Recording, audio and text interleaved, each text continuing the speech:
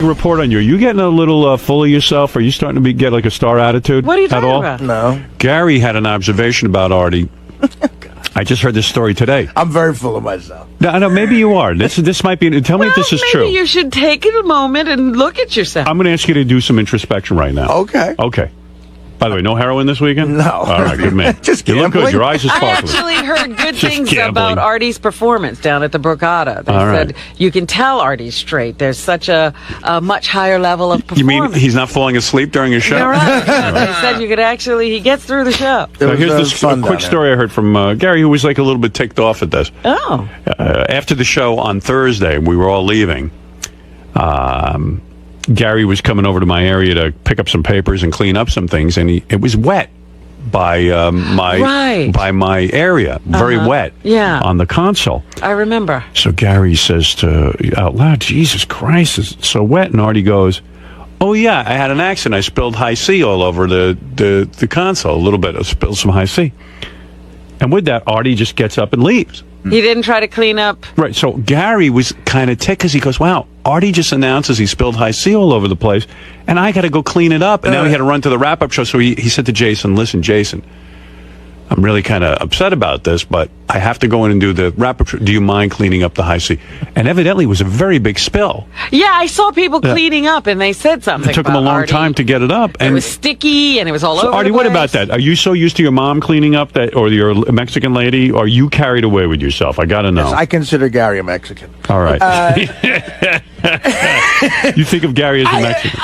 When I spilled it, I was trying to tell Gary. I said, "Oh, I just spilled that thing," and he wasn't paying attention to me. Right. And then he was sort of like moving papers, and he saw it, and I said, "Oh my God, I spilled that."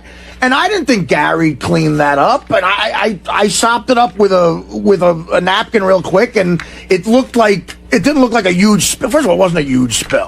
Jerry says it was. It was a big spill because Jason came in. It was bigger than you thought. But here's what I saw, Artie. I go, I guess I didn't hear you. And I go, oh, it's all wet over here. You go, yeah, I guess you didn't hear me. I spilled some high C. And then you wheeled around and started talking to Benji, and then you just left. I didn't see you look for a paper towel or make any effort to clean up. And you saw that I was cleaning it up, and you just left. No, you did. Artie thinks you're Mexican. I start grabbing for paper towels or anything, and you looked at me, and then you were like, "Okay." Honestly, I didn't think it was that big of a spill. I did. You thought you had gotten it? If you made no effort to clean it up at all. I'm sorry, Gary. No. I'm just saying. It's like that's a very star It was move. just a weird thing. It was That's like a star move. That is. Yeah, he spills things and he walks away. I would have done that as a longshoreman way quicker. But that is Sorry, a star man. move. You got to I'm get that sorry. in check. I do. All right. It's either I'm a sorry. star move or a slob move. I don't think it's a star move. I think it's a slob move. I really do. Speaking Take of your slobs, pick. speaking of I'll slobs, take either one. All right, so what's a bigger slob move? I think Artie got beaten out on this. What? Because I'm listening to Thank the rap. God. I'll get back to the Super Bowl thing. No, that's a star move, by the way. That's not a slob move. That's like, hey, I don't need to clean this up. Right. Someone else will. That's what I was thinking as I was strolling out. I'd rather be a star than a slob. You peasant. Yeah, well, the slob doesn't care that it's going to stay there. The star is like someone else will clean it up. Clean up my high C, you bastard. I mean, I would never leave till I cleaned it up. I'm that kind of guy. Like I've seen. I have to say that about myself. You know that about me. I've seen times when you spilled stuff where I've run to clean it up, and you're like, no, like you make me hand you the paper towels. Because it's my fault, and I need to clean it up. Now you're being a bullshitter. I'm not. You complain about his snot rags all the fucking But there's time. in there. but there's I understand what He you're saying. leaves booger rags in here for you to No, pick I up. don't. That's I a throw star everything move. out. When he spills Oh, something, please. I do. Gary, Check I'm in my here all the console time. You're after I leave. bitching about, he put this under here. And No, but we're talking about two different things. I would I never agree leave with a you. snot rag around. If Gary said to me, "There's a snot rag on the table," I'd clean it off. No, but You here's should be wouldn't let more him do it. thoughtful and not leave them there. I clean up. Listen, wait a second. Here's the difference. I'll give you the a star difference. move. All right, I'll give you the Stars in difference. that I'll give you the room, difference, apparently. Artie. I'll give you the difference. They're both stars. I sit in here and I do the show Yeah. and I clean up afterwards. If I don't see a snot rag, if Gary said to me, "Gee, boss, there's a snot rag on your console," But he would never do that. Yes, he would. He said to me, "Hey, there's some toothpicks and I'll stuff. tell you I'll what. pick it up." I'll tell you what the deal is now. So Yeah. as long as we've got this If all you out want in to the open. deflect, but I don't think it's the same thing. And it's not the toothpicks. You leave the toothpicks around, but I don't think he leaves them there like Gary will clean this up. I agree. He Well, doesn't who does see he them. think's going to clean them up? I don't think he sees them. I don't. Well, that's a star move. You're not even in his universe. Wait a minute. Where are your toothpicks going? I put them down so I don't waste them. And sometimes, you know what he does, Robert? That's really weird. He sticks them in between the board. Like, you still lift up the board. No, I don't. Well, they get stuck. They roll under there. They roll sometimes under during there. the show when I'm pushing papers around. Oh, and so you're saying you forget that No, they're I'm there? saying I don't see them.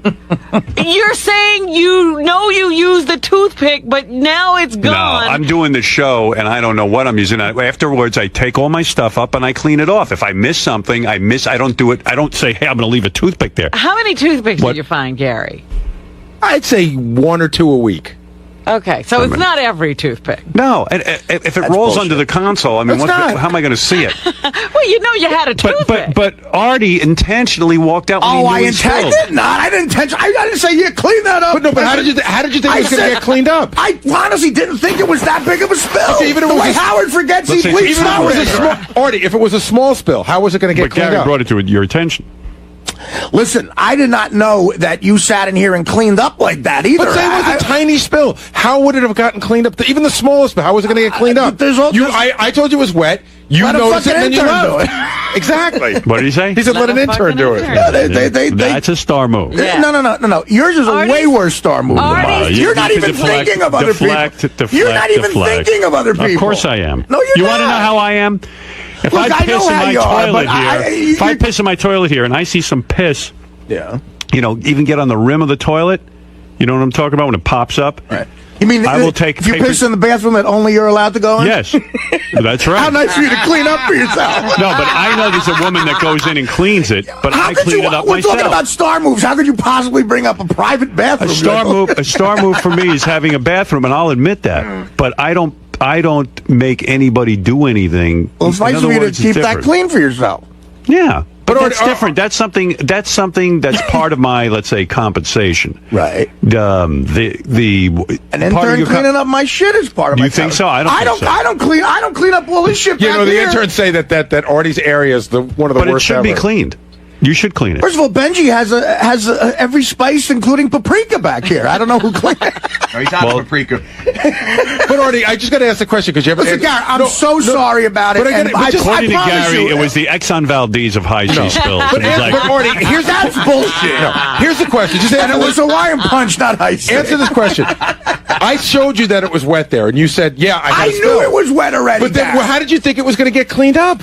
Gary, I didn't think it was like anything. Okay, but even if it was small, how did you think it would get cleaned up? I don't know, Gary. I thought it was not an issue. I really didn't think it was an issue.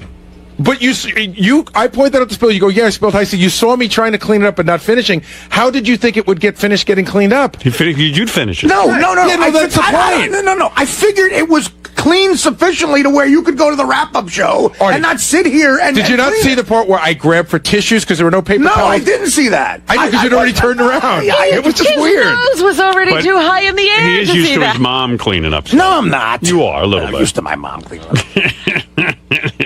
Somehow things just get picked up in Artie's apartment. How's the back? Do you keep the back of your limo clean too, Howard? I do. I respect it. In fact, I won't even allow. I put a You gotta towel be down for kidding me! A Bianca. star move. No, I'm saying it's a thing where you don't allow people to do that. I understand.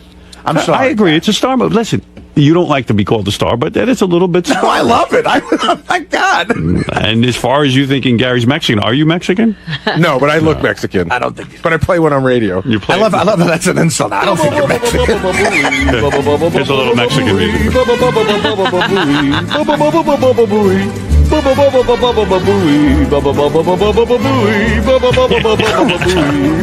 Honestly, guy, I am sorry. I don't like people cleaning up after me. If it was a bigger thing than I thought, I'm really sorry. I am. It's okay. I know. More fun to fuck with you on the air. I know it is. I'm not like really mad, but I was a little insulted in the sense that like he mentioned to me that there was a spill, and then he just turned his back and started talking to Benji. It wasn't like he was rushing out. Like I could even take it more if he said, "Gary, I got to catch a plane," but he just turned his back to me and he started chatting with Benji, and I was like, "Oh my God, he thinks I'm going to clean this up." So you took it as, hey, Gary, I spilled something, clean it up. Well, how else would you take it? He told me he spilled something, and he made no effort to clean it up. And it didn't look like he was maybe like preoccupied and it just... No, he wasn't cleaning it up. Is Gary overreacting to your little spilled mess? the other day? No, he's not. Look, that is a shitty thing to do. I was talking and I didn't realize that it was that bad of a spill, and I didn't realize Gary was picking it up, so Just an honest mistake. Yeah, I wouldn't. I'm sorry you had to do it. How long do they keep this urine when you're being tested for steroids in the NFL or the Major League Baseball? Because What do you now mean? They have retested a sample of Barry Bonds' urine. Right. And now they say he tested positive. You know, these are You are urine kidding me. samples they've been holding. What? They keep the urine? I mean, I would think they do the test and then they throw out the urine. Can I come clean this about urine something? is from Oh, my God. 2004. Wow. I have a great revelation, and this is going to be one of those things where I shouldn't say this out loud, but I'm gonna. I purchased urine You're kidding. When? When did you purchase it? the day after I made that stupid promise to you, Serious. and I had to throw it the fuck out. I put it behind a bunch of liquor bottles. Where do you go to get it?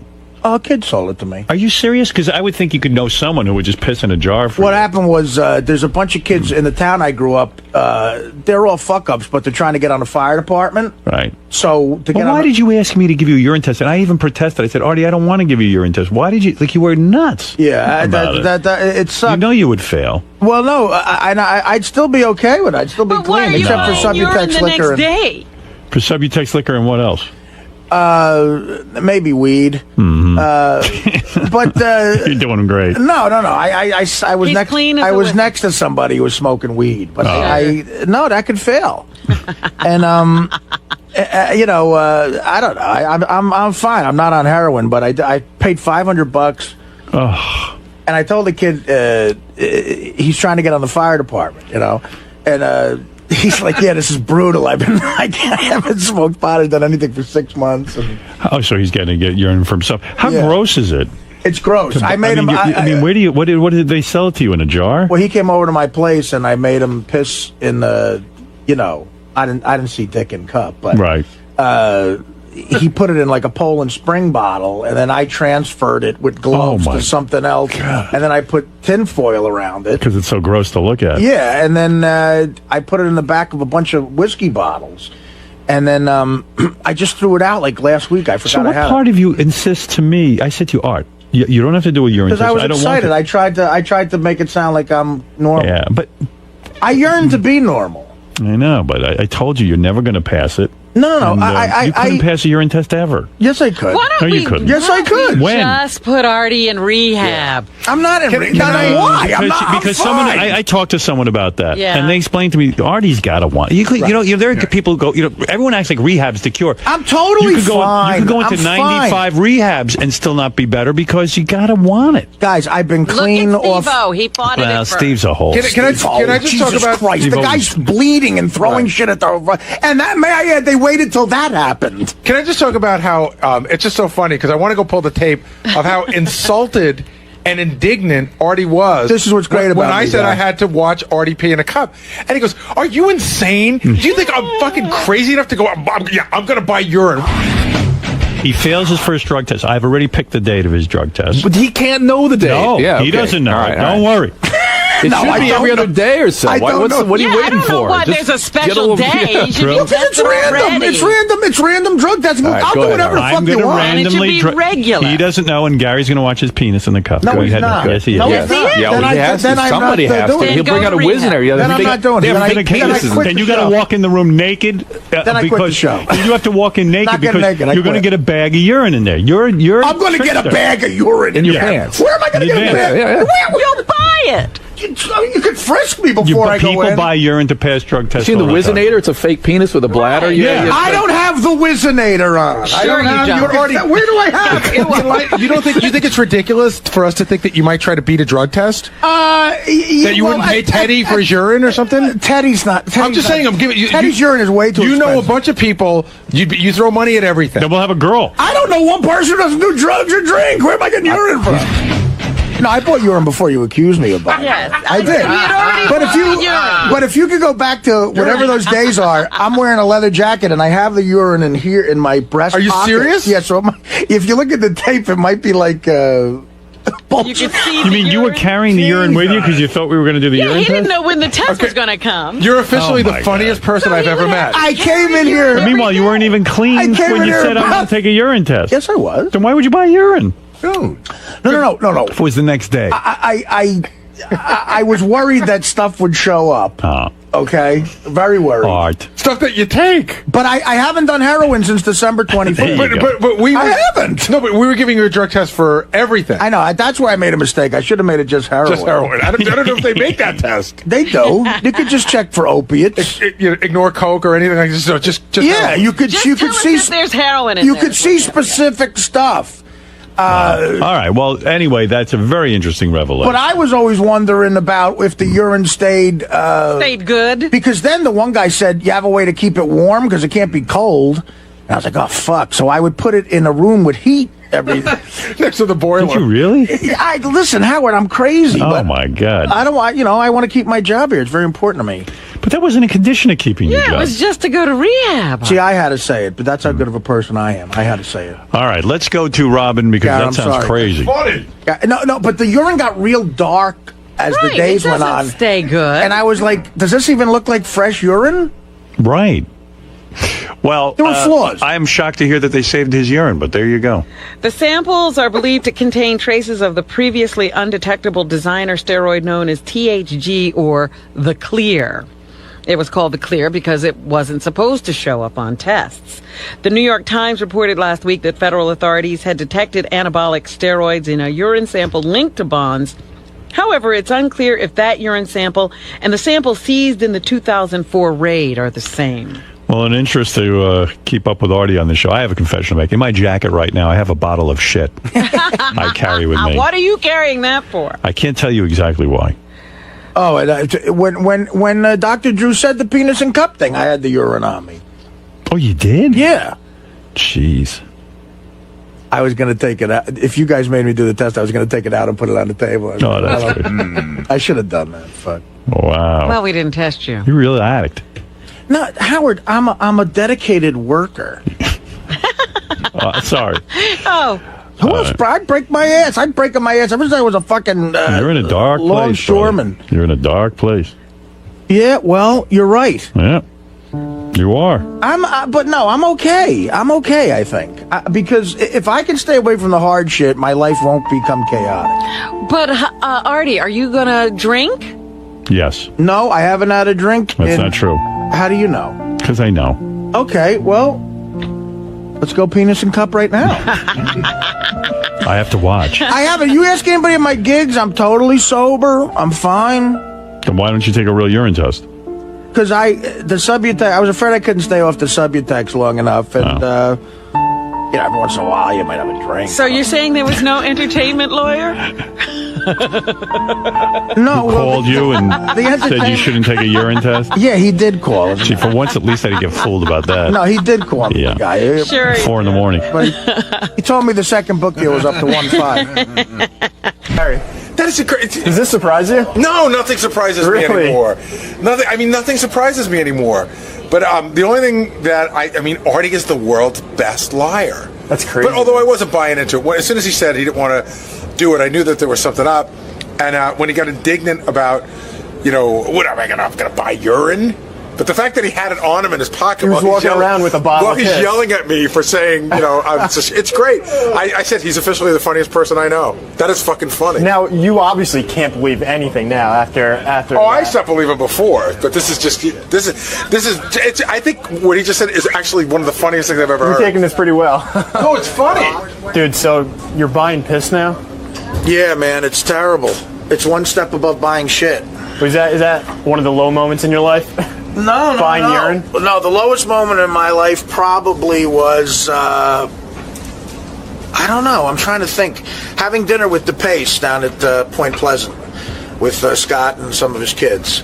That was a low moment of my life. Drinking piss is second. Let's have a moment with Steve Langford, who's really dedicated. He's a dedicated newsman. You gotta hand it to the guy. He takes his job seriously. Impressive. Go ahead. Let's see what you got. Is Eric the Midget's next public appearance soon to be a victim of this devastating economic crisis, or just a complete and total lack of interest in meeting the angry little guy? Eric's set to meet and greet his fans at a Sacramento Kings game February 27, but so far only 2 tickets for Eric's appearance have been sold, and the guy who bought those 2 lonely tickets, we are told, now wants his money back. A source, Is that true? that's what we are told. A source in a position to know now telling Howard 100 News Eric the Midget's appearance is this close to being canceled. Eric, I thought you said 200 people were going to be going to your appearance. Well, Johnny hasn't bought the tickets yet. That's what the 200 to 400 tickets to be sold. They were going to be bought by Johnny. Yeah, but I mean, if Johnny buys them, what's he going to do with them? I mean, that's how you're going to... So 200 people aren't buying tickets. It's just going to be Johnny Fratto bailing you out. You know, what do you have to say, Steve? Well, Johnny told us yesterday there is 0.0 chance of him buying any tickets to this. Really? Yes. Eric, Johnny's telling the news he's not buying any tickets. How do you get that so wrong? The shithead. I don't have it wrong. Steve said... He said to me that he would consider it. Eric, the boozer. And if the team was better than they are, then maybe people would come see this meet and greet. Eric, the boozer. Maybe if I was doing it for the Lakers, which I've asked Johnny to set that up. Yes, Gary. Hey, if you go to Gary page 1, this is a funny piece of tape. So this whole thing starts out where Eric calls Johnny Fratto at like 2:30 in the morning to say, "Hey, you got to buy up all these tickets."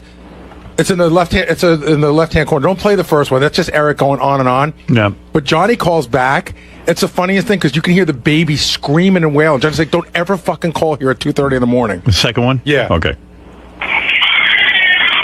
Eric, how in the world do you wake me up at 2:30 in the morning? You want me to buy 200 tickets? What are you, nuts?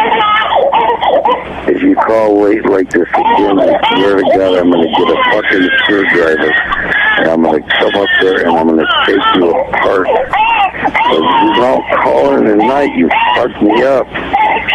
I'm definitely going to get even with you now. All right.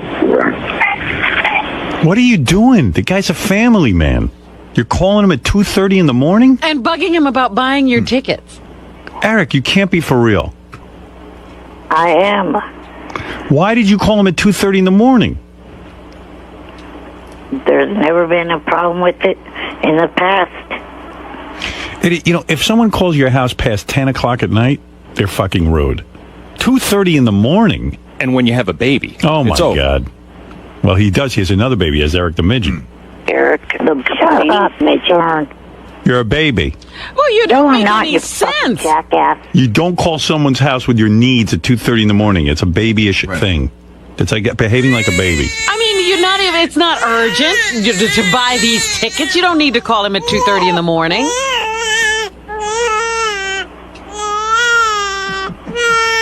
Eric, that's what you sound like. It is urgent. I don't want this to be, another thing where no one shows up. Too late. Oh my goodness! Hey, it says here, Eric the Midget's forehead looks huge today. Let me take a look at that. See. Put it up on screen, guys.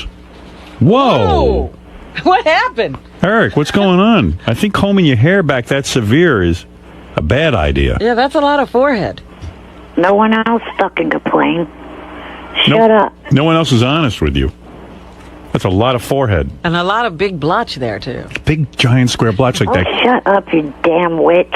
Like that guy who ran Russia for a while? That, Big Weinstein? what was his name? Gorbachev. Gorbachev, that dude. Actually, it looks like a car peeled out on his forehead. Yeah, like a tire track. Like a tire track, kind of just when he takes off. Eric, you're fucked.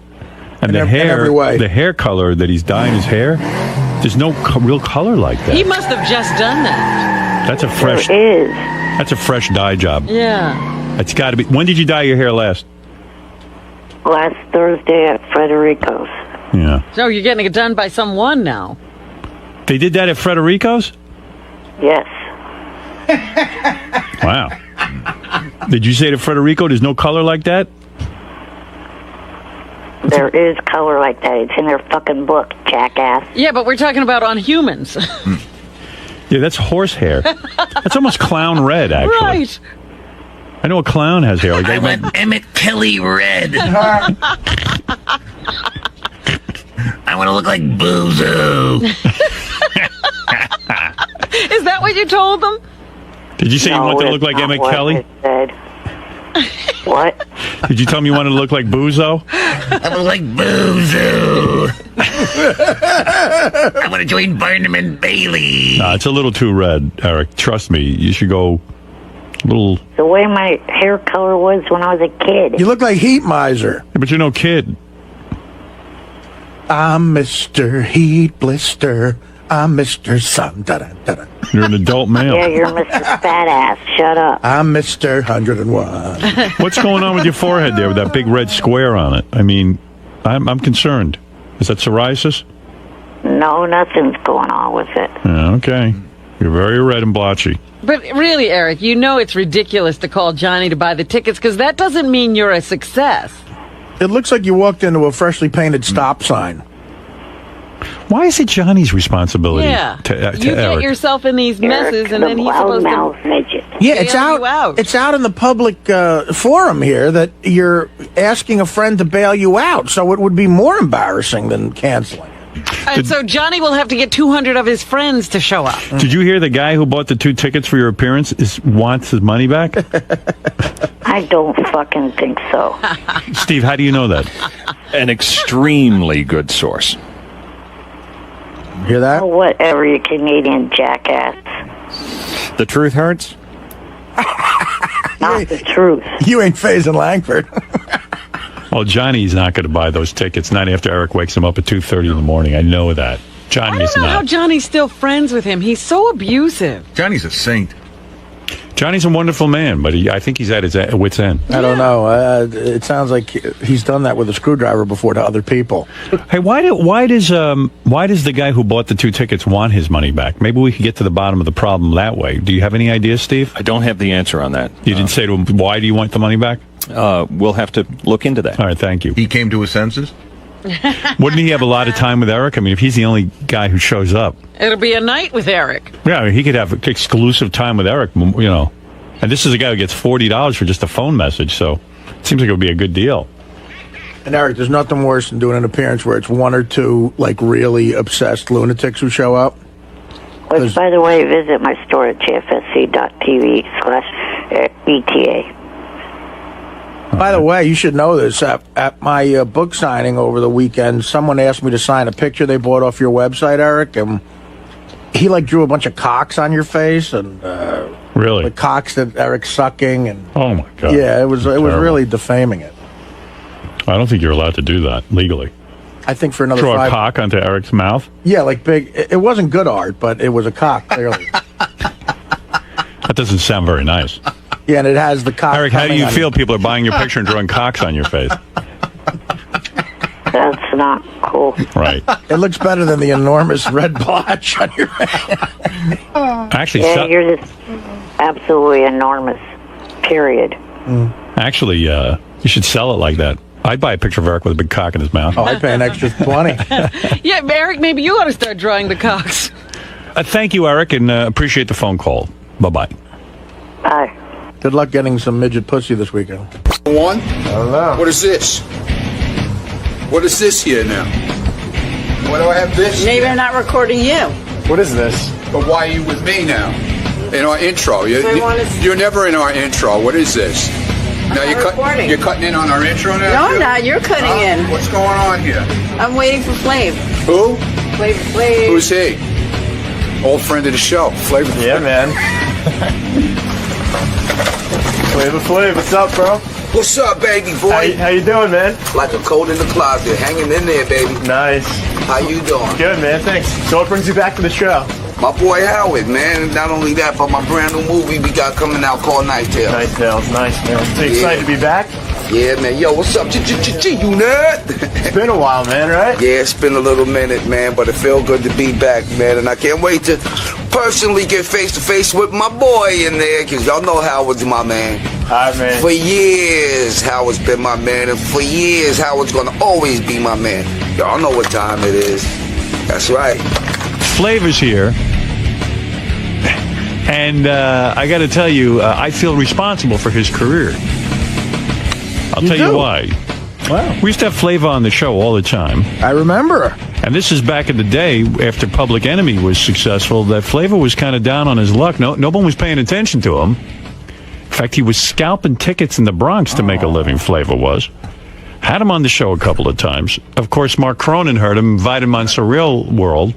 Wait a minute. You mean after Public Enemy, he was scalping tickets? Oh, yeah. I mean, they had kind of run their course. Yeah, they're... And I'll tell you. And then we had him on, and then Mark heard him on our show, and then invited him on Surreal World. Right. And Surreal World led to Flavor of Love, and now the whole world's in love with Flavor Flav, but he was down on his luck. And I feel that, Cronin listens to the show every day, and when he hears something good, he grabs it. Look, there he is. That's the famous Flavor Flav. Yeah, man. How you doing? What? Come on. He's going right past the mic. See my man, what's up, Hold man? on. How you doing? You look good, man. Thank you, man. Thank you, man. Tickets. Anybody want tickets? You're shot out of a cannon, Flav. I was taking... Then you got your clock on, all your jewelry. Yeah, everything's making noise now. Calm down. Hey, what's going on, girl? How you doing back there? I'm good. Flav, I was taking... Ooh, you running for president too? You behind the bulletproof booth. Wow. Yo, Howard, what's up, man? How are you, my brother? I'm back on the Howard Stern show. What's going on, I'm so G? happy to see you. I said, your success, I'm very happy for you because, I was a very big fan of Public Enemy. Thank you, and man. I would have you on the show back in the day. And a lot of people don't know this about you, but after the big success of Public Enemy, times got tough for you. And you were living in the Bronx, and you were scalping tickets to make a living. Hey, man, not only that, but you was my first customer, Howard. Come on, Right. I sold you a seat in the nosebleed section. You were having a tough time, and you came on our show, and a guy named Mark Cronin, who used to work for me, he heard you on our show, and he invited you on Surreal World. Wow. And after Surreal World, you got Flavor of Love, which, by the way... No. After Surreal Life 3... Right. Then I had Strange Love. Remember me and Bridgette Nielsen came up to your show? Right. And everything, right? And y'all was killing her, man. I was like, yo, give the lady a break, Well, what's the man. deal? Were you really banging her? Huh? Were you really banging Bridgette Hey, Nielsen? come on, Howard. You know what time it is. I got the clock on, baby. Don't you expect everyone to be like a racist and stuff? And she came out and she could fall in love with a black man, and she, that gave me hope for the world in a way. I mean, hey, Look, and now we got a black president. Now we got. Hey, that's right. That's right. Hey, yo, and not only that, but let me show you the. Did you ever think? Yo, that's hot. You like that? I like that. Did you ever think there'd be a black president in your lifetime? Honestly, I ain't think that it can ever happen. You know what I'm saying? Because of the way that the world is today. But I figured that one day times would change. Did you think a Jew would be a president before a black guy? Hey, man, well, it was a few Jewish guys that was president anyway, right? No, never. Oh, word? No. Oh, well, that's getting ready to happen, too. The Jews getting ready to pop in the White House after Obama. You think it's starting a trend, huh? Yay. Do you consider Obama to be black? Now, let me ask you this. This is a big controversy. He had a white mother. He was raised by white people. You're a real black man. I mean, you're black. You have you're full African descent. I'm trying to tell you now, Howard, word up, man. I stay in the sun to keep my color. Right. You're never embarrassed to be black. You are always the proudest to be black. Yes, you're always definitely. a man of pride. Do you really consider this to be a black president, or are we yet to see a black president? I sure do consider him to be a black president because he has black blood running through his veins. But will we ever get a real black president? I mean, like someone like yourself, who's a real black man. Yeah. And you know who it's going to be? Flavor Flav. Oh. I'm going to run for president, man. Please vote for me, Howard, man, and I'll keep you on Sirius Radio for about 80 more years. Describe to me about TV, for example, when you were with Bridgette Nielsen. Get back to that. When you were on that show with Bridgette Nielsen, who used to be married to Sylvester Stallone. Right. She was considered a great beauty in her day. And when you got her, okay, she let it go a little bit. She wasn't the Bridgette Nielsen when she was younger. Right. Was it tough banging her? You've had a lot of beautiful women. Well, see, let me say it like this, Howard. You know what I'm saying? Bridgette Nielsen, man, she's a great person, man. We had a great relationship. Was You it a know, love? It was real? A great, Was it real? A great friendship relationship. You know what I'm saying? And yeah, it was real. It was In real. other words, it was and the intercourse. reason why it was real, Howard, is because you know me, man. I don't discriminate, man. I don't see color. No, I You know like what that I'm about saying? you. You always, yeah, you were know like what I'm that. saying. Who ended it? You ended the relationship? I guess. Well, honestly, we both did. You know what I'm saying? Because I mean, you know, she had a family over in Italy. You know what I'm saying? And then I got my family here in New York. You know, and how was the pussy though? Was it good? hey, well, see, let me say it like this. You know, Be you honest, know, Flav. Huh? Be honest. Hey, Was I'm it good? always be honest, and Was it I'm too big? always be nice. Was it too big? Was it too big? I mean, hey, check this out. Honestly, you know that area right there, man. I got to stay away from, and the reason why is because you know that ain't. That's you not know. cool. You're a Yeah, gentleman. man. Yeah, Did you yeah, go yeah. down And I on her? love Bridget. Did you go man. down on her? I love Bridget, man. Did you go down on Bridget? I was already down on her. She's 6'2", man, and I'm 5'8". What you talking about? So you made a lot of people thought it was just for the cameras and all this. You know. I mean, well, it was for the cameras too. You know, we Right. had to do our thing and make our money and survive, and feed our families and everything. But yeah, it was real though. So when you were doing this show with Bridgette Nielsen stuff, VH1 is infamously cheap. They don't pay a lot of money for their shows. You have like whatever show you're in, whatever reality show you're in, it's #1 on the network schedule. Thanks, and that's man. the truth. Did they really give you the money though? Did you see the money? I didn't see it like I wanted to see it, but I got to see something. All right. And as I described, you were down on your luck at that point. You were having you have to make ends meet and all that. Around at what time was I down on my luck? When you went to the reality Surreal show, Life. Surreal Life, Yeah. right? I mean, you weren't rolling in dough. Well, it's not like I was. Yeah, I wasn't really rolling in dough, but I wasn't You were really okay? down on the luck. Yeah, No. because I was still moving around with Public Enemy. We Right. still moved around across seas and everything. You But know this what I'm has saying? made you like internationally famous, right? Hey man, this is, I'm the brand new Howard Stern of the business, It is. baby. It's the truth, and you're a great personality. You know how to mix it up in front of the camera. You always were dynamic. You always were a little bit crazy, and people like that. And you're able to be interesting. People like to watch you. And this guy, he's always had the type of life that was interesting. Tell Robin and my audience how old you were the first time you banged a girl. Were you not 6 years old? I'm trying to tell you now. I sure was 6 years old. Wow, man, how did you know that? I know about you. Because I told you all a long time ago. We have the girl here. Yeah, she's going to walk in right now. Huh? No, I'm joking. Hey, that would be You know amazing. what? That's How the old- first time I've seen him look afraid. Yo, Robin, you crazy lady. How old was the girl you were with? When 6 years old, too. 6 years old. But How it was did you know? Hey, we was experimenting, man. You know what I'm saying? Back in the days, you know, it was just an experiment. How But did you know what to do? hey, man, look. Porno. No, Porno. wasn't no porno, man. I mean, you know, honestly, natural instincts. Where were you that this? I mean, to be 6 years old, did you ejaculate? and where was I? Did you ejaculate? Nah, man, I didn't wasn't come. old enough to do that, but my little joint did get hard though, and it did penetrate. It did. Really? Yeah, because you know, come on, man, what all little kids pop a boner. Right. Yeah. You know what I'm saying, Yeah, Robin? yeah. I have one right popped now. a boner. That's right. Yeah, I was on the bone, brother, and it happened, man. Flav, I worry about your lifestyle. I mean, you have, I believe, 8 children now, right? Nah, I have 7. You have 7 kids. 7 kids. You've announced to the world that you want to have 3 more. You want to have 10 I sure children. do. Yeah, it's just a personal want, though, Howard. but- Wait a minute. Flav, Wait a minute. why Are not- you going to try living with the last 3? Hey, well, I live with my last one. Yeah. and I'm trying to add 2 more. What are you onto saying? You saying with Flav his doesn't mother. live with his kids? No, he doesn't live with all You these don't, Flav? kids. Nah, see, my 3 oldest, right? My 3 oldest, Unique, Yeah. Man, and KK, Yes. they live out on Long Island, right? All right, that's where you aren't you on Long Island? Come on, me and you You're from Are you Roosevelt, still man. in Roosevelt? No, Or my you sold mom. out? My mom is still in Roosevelt, and I still got my room there. Okay. You know what I'm saying? Then my middle 3, because I met a young lady in the Bronx, right? Right. But then they moved up to Albany. But Designer, Quan, and Kayla, Designer is 15. Designer? Yeah, Designer. Oh, everything an Yeah. African name with you? Has it got to be African What name? is designer an African name? Designer. Hey, I'm an African. So But, what y'all I mean- expect? You're African. What you expect? No. Come I'm on. just like, designer? I've never never heard of Designer. How's that an African name? Designer's You from made that Africa. up. Yeah, I The love last- you too, Robin.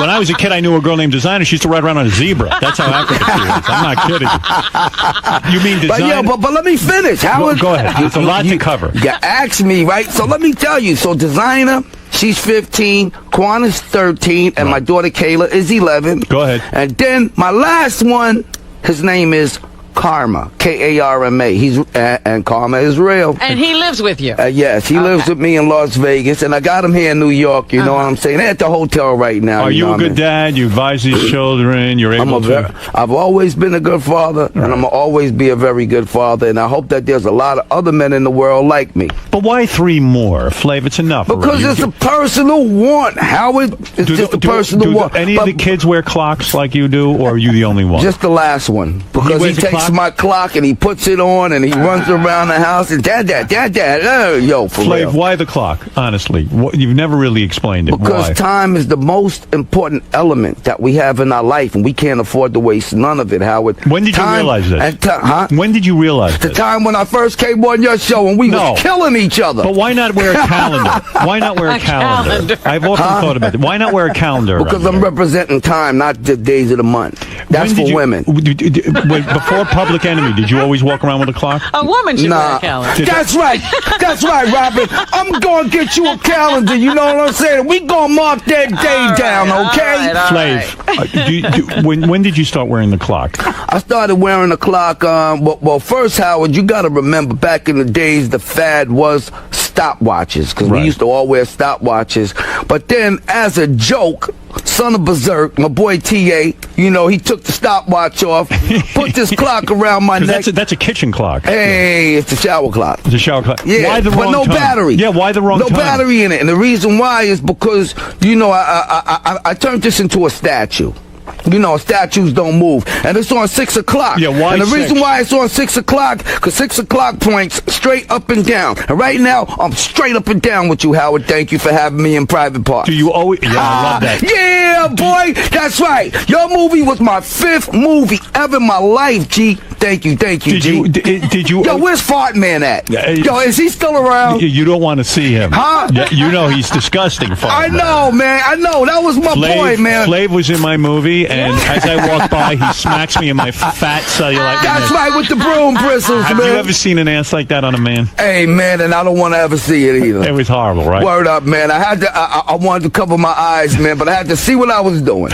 You know what it is? That's an ass of the life of a veal. I mean, I sat basically on my ass my whole life. You're very active. Word up, man. I was not active. I You sat in my crazy. room and hid.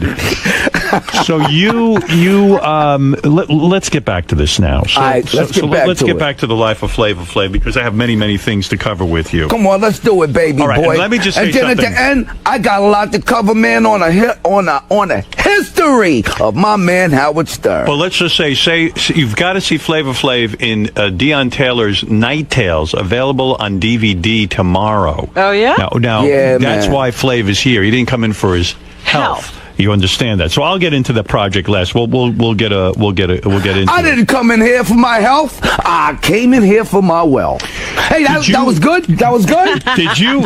You can write a song. Did you leave this dating show where all the women were trying to get a date with you?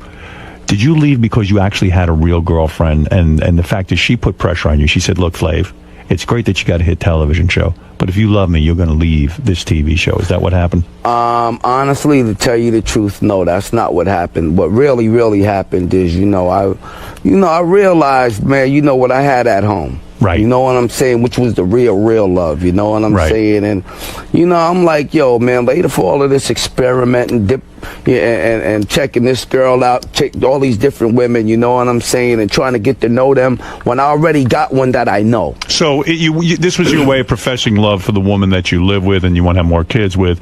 You said, I'm willing to give up this TV show, because it was a huge hit.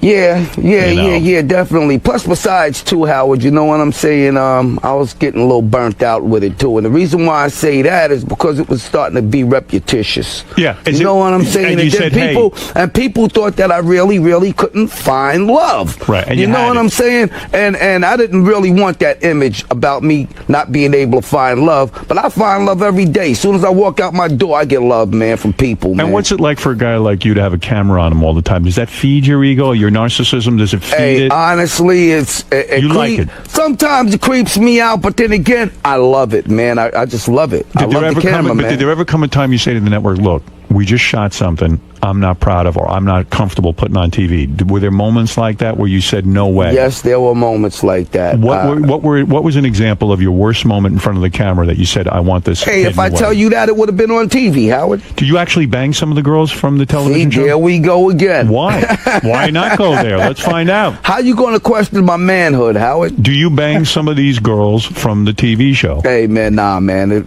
My show ain't about sex, man. It's about me dating. Come on. It's about me dating, Howard. I ain't banging nobody, man. I don't believe it. Now listen to me. I love you too, Howard. You recently had a roast. Flavor Flav, Howard Stern. Okay. Flav, you recently had a roast. You've become so big now that they roasted you on Comedy Central. Yeah, you know what? And I want part 2 because I want to get them back. And I'm going to tell you something, Howard. The only jokes that I said were the jokes that they wrote for me. Right. But I didn't know exactly what a roast was. You didn't grow up in that environment where you learned about a roast. I watched roasts before and everything, but I didn't really know exactly what to do with it myself. But then once I watched the show, then I'm like, hey, wait a minute, this ain't nothing but playing the dozens. You know what I'm saying? Right. And I should have did my own Flavor Flav You're thing. referring to so that's why I want part 2. I want part 2, and I want to call this the Revenge of Flav. You're talking about the fact that when you were a young man growing up, the way that you would roast somebody in your neighborhood was you'd make fun of their mother. Yeah, come on. And so this is basically the same thing. And you didn't understand the concept, and you think that you could have gotten them a lot worse. I could have gotten them a lot better than I did. Now, the N-word was used 11 times on the Comedy Central roast. Were you upset about that people were using the N-word? And I know Comedy Central was upset about it, weren't they? Well, honestly, to tell you the truth, Howard, I didn't even think about it. First of all, because, it's natural in my vocabulary. You use the N-word. Hey, Howard, you my nigga, man. Really? Yeah, you my nigga, G. N-I-G-G-A. But N-I-G-G-E-R. Nigga. Everybody saying it. Everybody playing it. Loaded on the scale because everybody weighing it. Toby said, yo, I be good nigga. Nigga, get a shovel. Nigga, be good digger. I don't care how small or bigger, but I don't want to be called yo, nigga. That was on the Public Enemy album. A fantastic album. Thank you, y'all. Thanks, man. Thanks for that. Fantastic. I've told you that 911 is a joke in my town. I'm trying to tell you now, and if you don't believe it, go out there, get hit by a car, and see how long it take them to come. Duran Duran, did you know Duran Duran covered 911's a joke in my town? Yeah, I heard that. Yeah, but I haven't heard the record. But you never heard. It's a little fruity. It's not great. Oh, okay. When you do it, he might like it. No, he wouldn't like it. I'll tell you why. Why? Because when he sang 911's a joke in my town, he meant it. He was angry. He was angry in it. It was done with real emotion. As we pointed out this morning, do another version? Duran Duran sounds like they're at a party saying 911's a bunch of white guys saying that. Play him a little of it. Here is a little of it. You tell the truth about what you feel about this song. Go ahead, Fred. Hit it. See if you can find it. Go ahead. Come on. Listen to it for the first time in your life. I can't believe you weren't curious to hear it. Hey, yo, one thing I love about you, Howard, you are very stern. Howard Stern! Flavor Flav. When did you start that Flavor Flav thing? Honestly, man, Chuck D started it because he's the one that named me Flavor Flav. He did. Yeah, like Carmen Electra was named Carmen Electra by Prince, and Chuck D named you Flavor Flav. Yeah, because back in the days, like everything was like, yo, Howie How, yo, Chucky Chuck. Is Chuck D jealous of your success on reality television? Chuck is very proud of me, man. You know what I'm saying? And there was times when he was trying to get up on my show. Are you now a millionaire again as a result of these shows? I'm almost there, Howard. You're almost there. I could really be a millionaire if you stick me in one of them rooms back there on your radio station. Give me about $2 million, Howard. Stick me in a room. I'll be there for about a year, Well, man. let me understand something. What about a radio show for Flavor Flav? Have you ever considered that?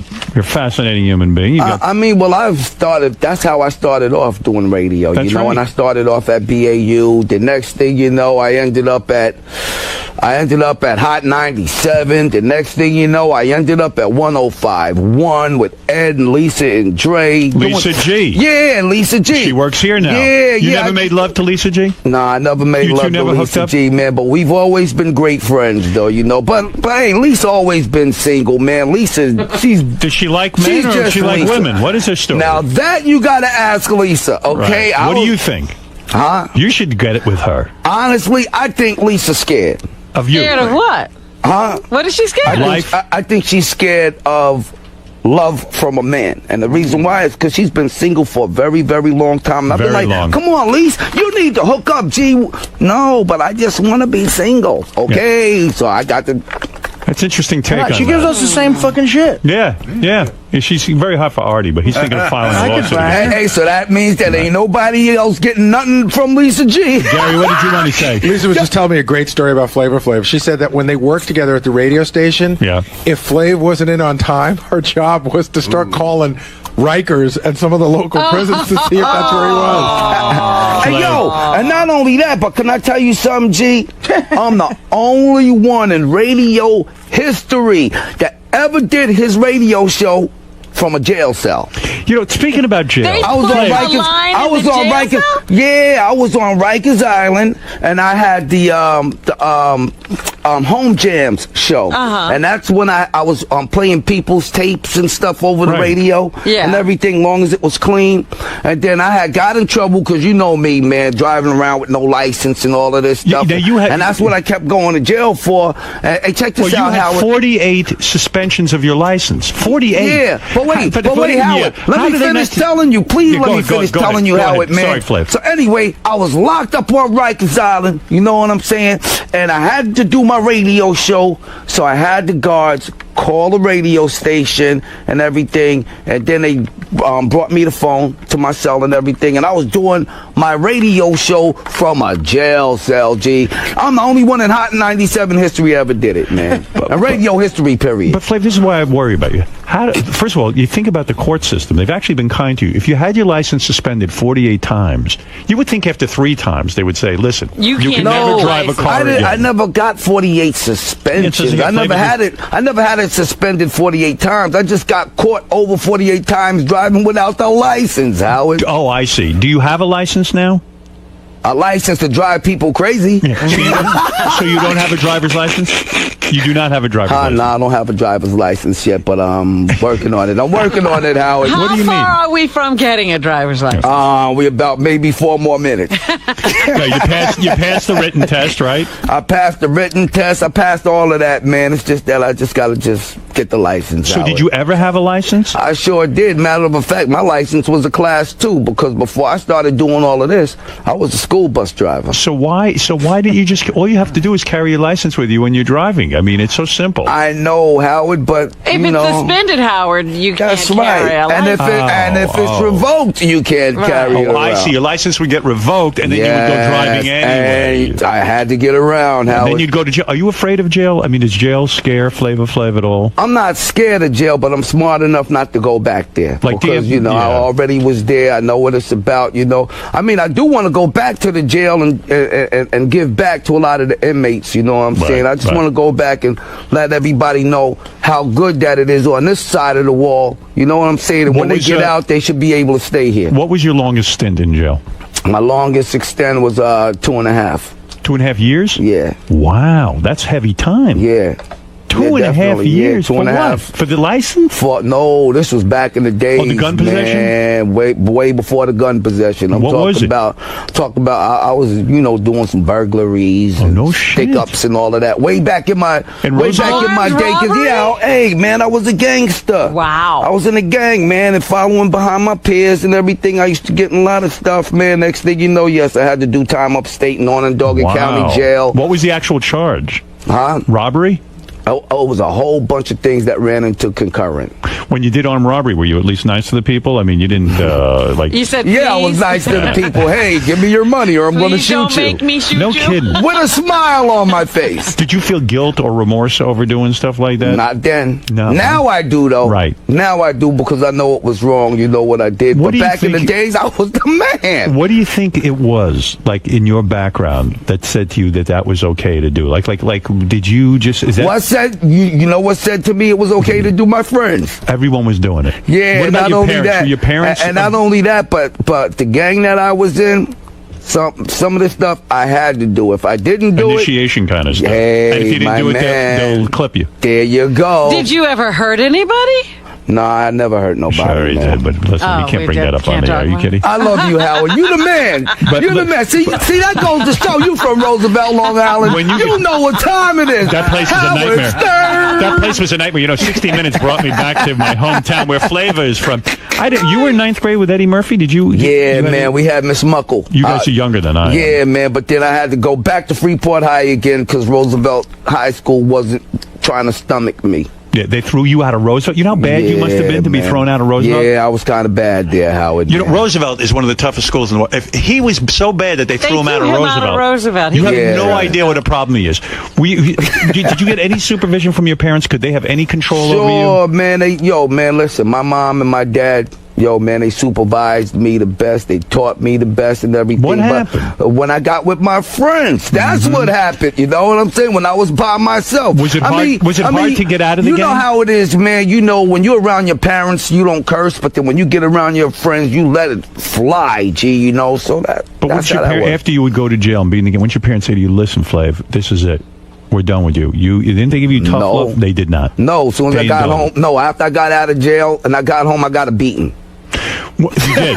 Yeah. They beat you. And I did not try to hit back either, man. You took your beating. Yeah, I took my beating like a man. And not only that, but Howard, back in the days, those were beatings, man. I got beaten butt naked.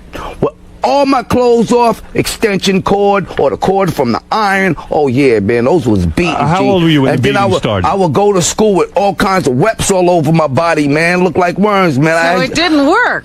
Huh? How old were you? How old After were you? a while, Flav, it did. how old were you when you would get beaten like that? You were a young child, From a young child all the way up until I was about... and your father would get you nude in a room and whip you. And whip my butt, man. Yeah, man. And my mom's too. My mom's would be like, my dad, take it off, take it all off, take the drawers off too. Isn't that Now get humiliating? over here, bang, bang, bang. Be like, yeah, okay, yeah. Then I start laughing and shit. And then when I start laughing, then they beat me more. And let me ask you something. You ever been to a psychiatrist? One time before. You have. And did you ever sit and down guess and what? think about how and when sad I that sat is? down with the psychiatrist, I ain't gonna lie, Howard, I ended up shrinking him. Hold it, Flav.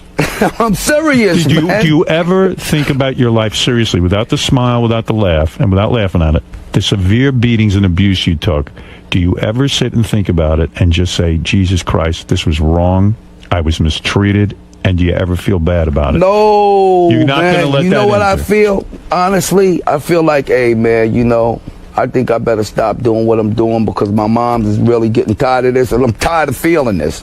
You know what I'm saying? But when you got out of prison, but I never wait a was. second. But listen, but I never was mistreated by my parents ever. I never was. You abused. don't think that's mistreatment? I never You was don't think that's abused by abuse? my. No, That's abuse, Flav. You said you That's had not welts abuse. all All right. over your Yes, body. but Flav, still would no, you but beat that- your but that children? wasn't abuse Flav, to me. Would That you was- beat your children? Huh? Will you beat your children? No, because nude? I'll go to jail. If I could, I would. You would. But I can't. Would you beat your children with a wire? Forget jail. I'm taking all the rules away for society. Would you strip your child naked and then take a cord, an electric cord, and hit him on his fucking ass as hard as you could? Would you do that? Nah, to you? I wouldn't Why do not? that today. Why? The reason why I wouldn't do that today Why? is because there's better ways to discipline your child. than What? that. Those So- ways didn't exist then? No, they didn't exist, man. You And people didn't. The wasn't. timeouts hey, didn't hey, but exist. Robin, but Flav, check this out, Robin. Flav, you're kidding yourself. People wasn't even thinking like that back in Well, the day. just because The they only didn't thing think that hey, way. Robin, listen. I swear to God, Back in the day I wasn't swear to so God, long Robin. ago. The only thing that they thought about, Robin, was just getting that belt or that switch and just wearing your butt out. I understand that. And But you think- you have to understand that it hurt. Yes, it was hurt. humiliating. Don't you think that's why you took... But you know what? But it was a learning lesson, and I learned from it. But don't you think the reason you felt no remorse robbing people and all that anger that comes into robbing people... Maybe that was from the beatings I was getting. Well, what do you think? See, you're laughing because you're uncomfortable but you did it. You're uncomfortable with this. I'm not uncomfortable with nothing, man. Yes, I'm real you are. comfortable, and This it's is a something comfortable you can't couch, face. kid. You're a brave man, but you're not brave enough to face this. You were angry, and you said, fuck everyone else because I got to take these beatings. Life sucks. I'm going to go fucking take it out on someone else instead of taking it out on your parents, or you should have. Hey, you know what, Howard?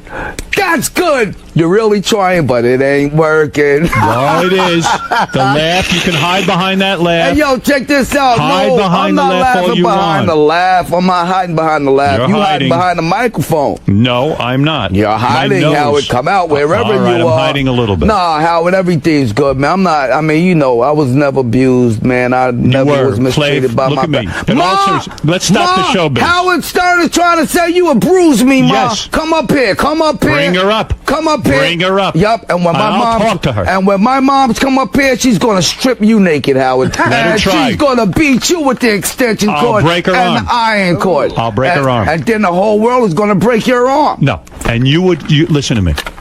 Listen to me, my friend.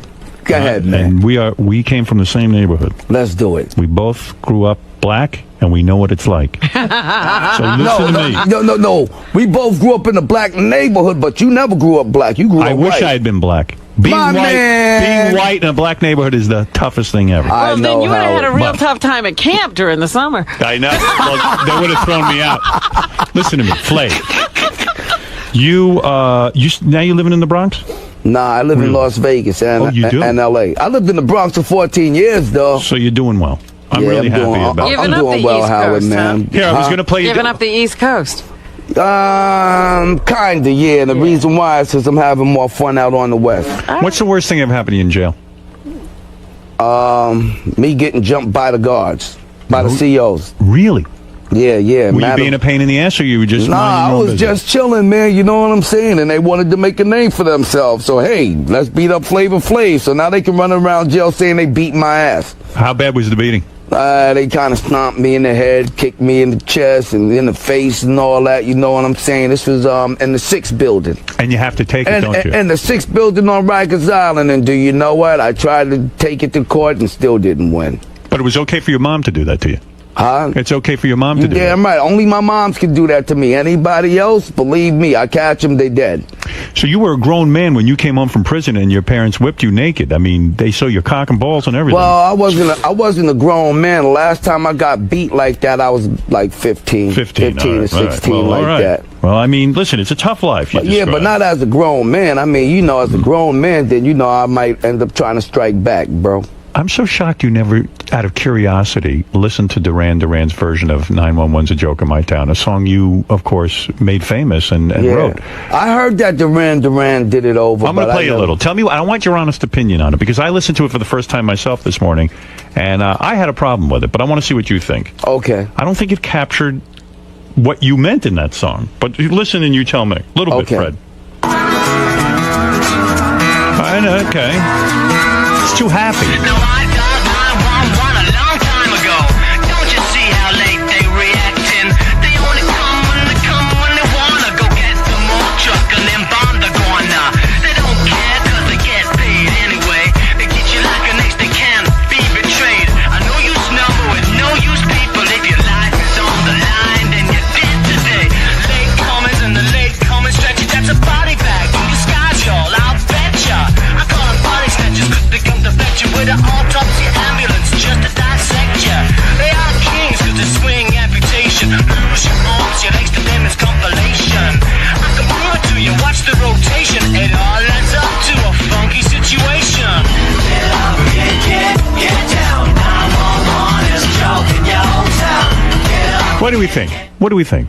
Hey, I ain't gonna lie, but Yo, that's hot to me. You I like it. You I like it. You like it. It's an honor when someone takes a song of yours and Yeah, covers man. it like that. It's not like the King of England trying to sing the blues. You don't think so? No, I don't think. I don't think the King of England can sing what B.B. King does. So let me understand this. You are now happily in a romance. You're not married.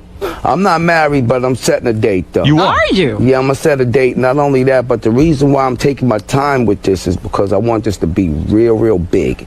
Who You know is what this I'm saying? girl? How long you known this girl? Well, I've been knowing this girl now. We've been together for about 5 years. 5 years. About 5 years Joe, now. she you must know be what I'm super saying? hot. Oh yeah, she is super hot. She's super beautiful. She got the prettiest eyes, prettiest personality, man. That's why I had to Big, stick. breasts? That's why I had to stick with her, man. You know what I'm Real saying? breasts, you're fake. Oh nah, everything is real about my girl. You'll never find nothing fake on her. I see. Nothing fake, man. She's real. And what decade will the date be that you said? Anytime soon? Come on. Well, it's going to definitely be in this 09. You know what I'm saying? 09. Probably, This is the year, Probably, huh? yeah. And you're going to be definitely. faithful. And the reason why I want it to be big, I'm taking my time, is because, you know, I want everybody to shoot this, Howard. I want this to be on Channel 2, 4, 5, 9, 11, 13, You want to turn it into CNN, BET, NET, Yo TV, everything. You want I it to want be a big everybody. event. Yup, and I want all radio stations to be covering it, just like they did the inauguration. Did you hear Chris Rock's latest routine where he says, hey, Flav, you got to stop running around with the clock and everything. Now that Obama might be the president, this was before he got elected, you got to stop being Flavor Flav. It's not good for black people, this kind of thing. Did you hear? It was done in comedy. Did you hear it? No. I took offense. Did you know anything because- about it? Did you know about that? I was watching it, and I love Chris Rock. He's my favorite comedian, but I thought he was a little tough on you. Did you hear anything, any feedback about this? Nah. Are you friends with Chris? We all right. You're all right. I mean, yeah, man. I always liked Chris Rock, man. Yeah. You know what I I'm think he was saying? just goofing around. I heard that he was bashing me down a little bit. You know what I'm Yeah, saying? yeah, and I'm yeah. like, wow, what do Chris Rock got against Flavor Flav? I never did nothing to Chris Rock. You know what I mean? The whole You're a nine. brother trying to make it too. But check it, yeah, that's it. right. That's it. You know what I'm saying? But I spoke with my boy Bill Stephanie. You know, Bill Stephanie and Nelson George are the ones that really got Chris Rock's ball rolling. You know what I mean? And Right. And Bill was like, "Yo, man, nah, I don't believe that. Chris Rock loves you, man." I'm like, "Well, how could he love me if he's going around the country bashing me?" He was like, "Yo, well, he's not bashing you, man. Chris Rock loves you." So I got to see what my boy Bill is talking about, because Bill would never steer me wrong. Well, you know, I didn't hear it. I don't know what I you're did. talking about. I heard it, but you know. So why didn't you get him for me, Howard? You my boy. I haven't seen him Why didn't you lately. be like, yo, why you talk about my man Flav? Pow. I will.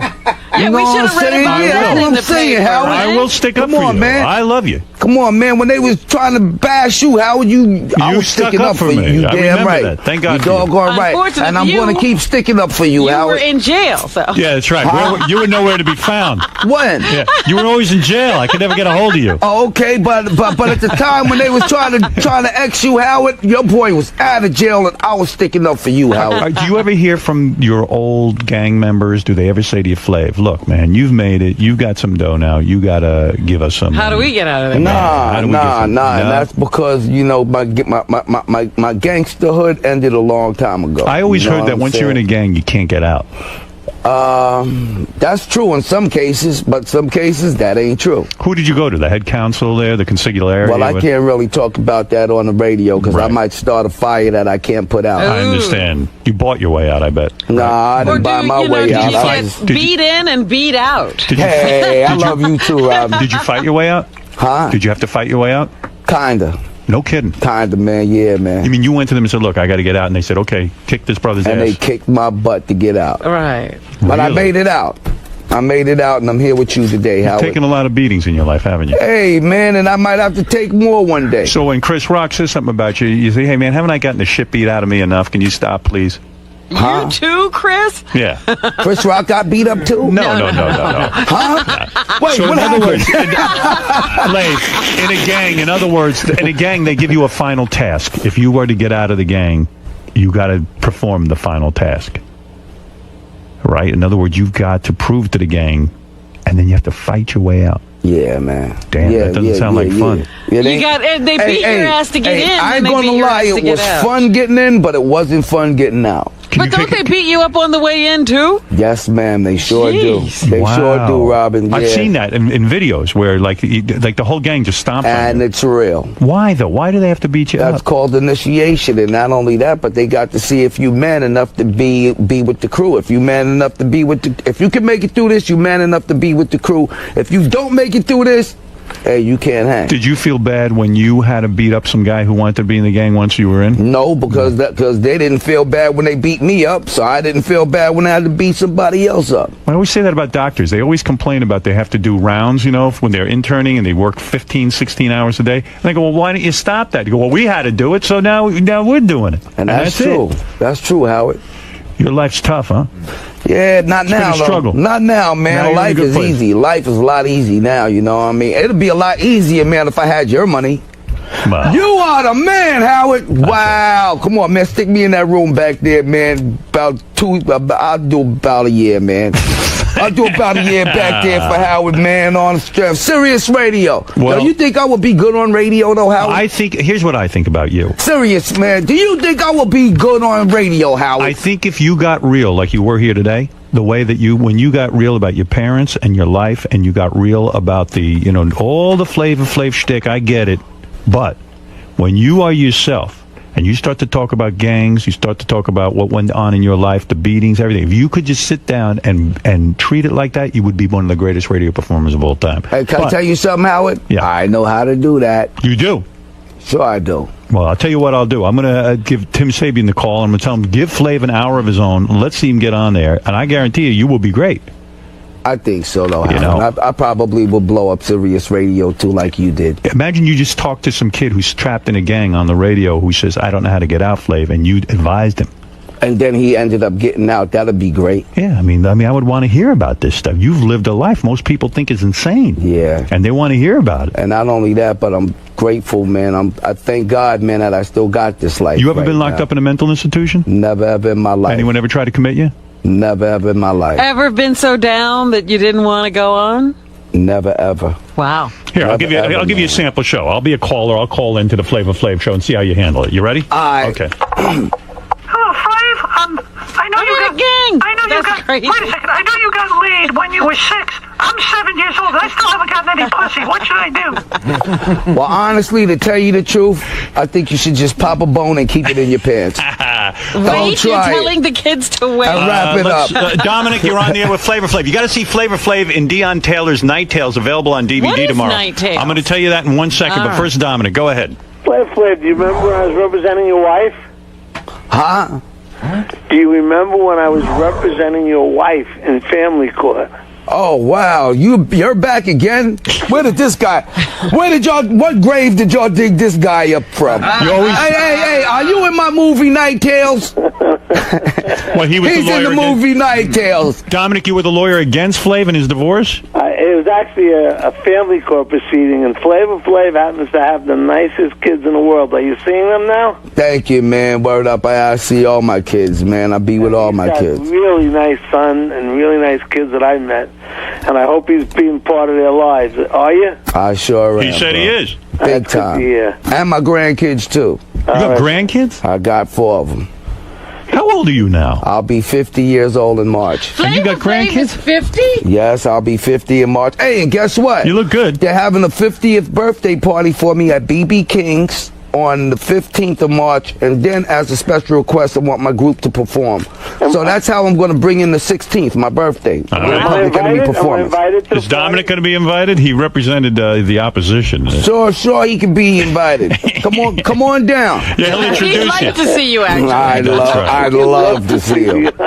What is it, Jen? Go ahead and say hi to Flavor Flav, whose Night Tales is available on DVD tomorrow, and we're going to find out what that is. Jen, go ahead. Hey, Flavor Flav, I wanted to ask you if you feel, do you feel bad for hitting that puppy, beating that puppy on the Surreal Life? Do you have any remorse for doing that? Oh, yeah, the See? puppy. No, I think that's... Wow, that's big. That's big right there. But see, let me tell y'all something. Go You know, ahead. the average discipline for a puppy when he pees on the floor, you hit him across the nose with some newspaper.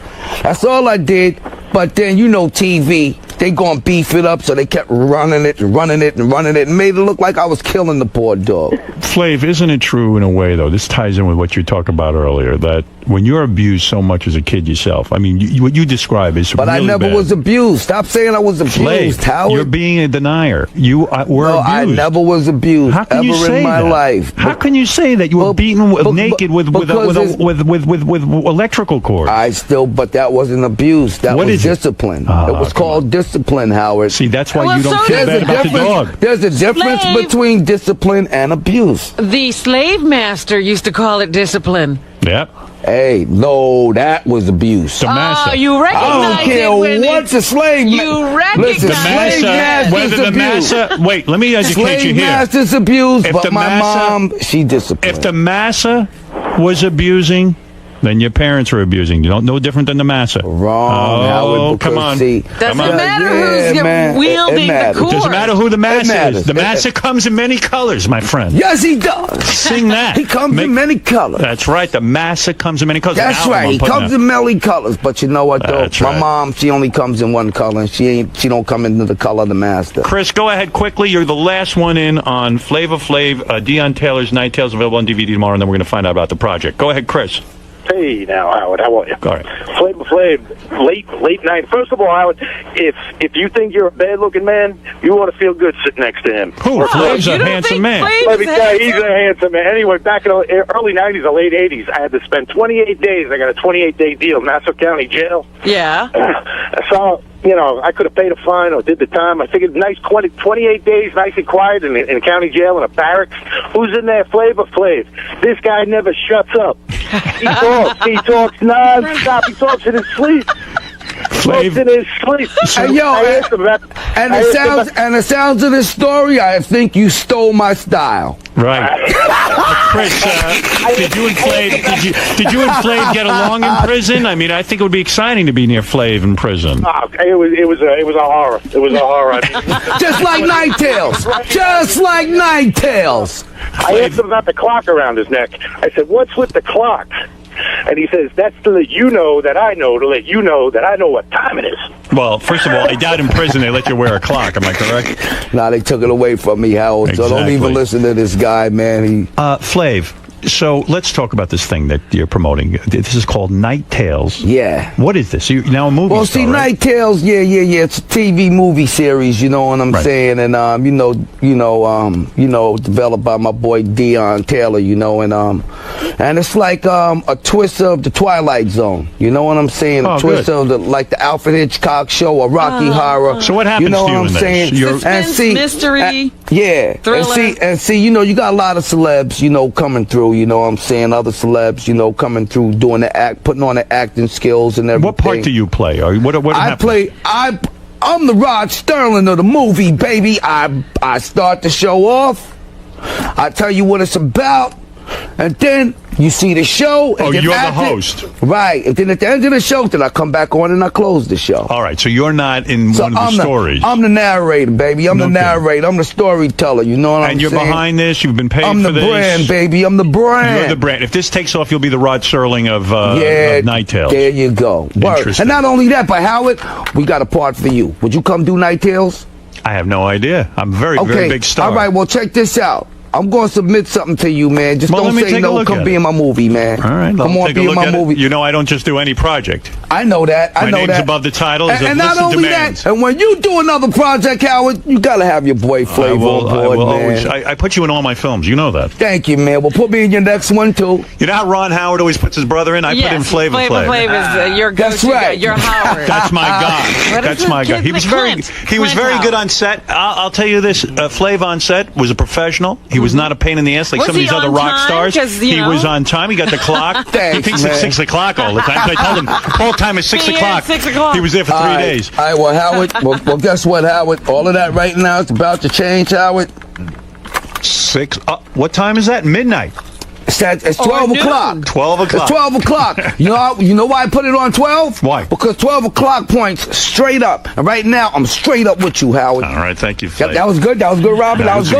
That was good. Flavor. On time. Flav's the new Rod Serling. He's on a roll. He's Nice. in Vegas. He's in love, and he's happy. And now he says, please, check out Night Tales. Yes, sir. Always a pleasure having you, my Hey, friend. Howard, and it's always a pleasure seeing you, my man. Don't stay away so long. And may God continue to keep you successful, bro. And the For same real, with man. you. And What are you now, and you may He Christian? keep you having me come back to your show. What are you now, Christian or are you Muslim? What are you? What All are of that, man. I just believe in God, man. God is my boy. Really? I know Allah You know what for I'm you? saying? or Yup, anything? I'm a Muslim. I'm a You Christian. are a Muslim. You're a Muslim. Yup.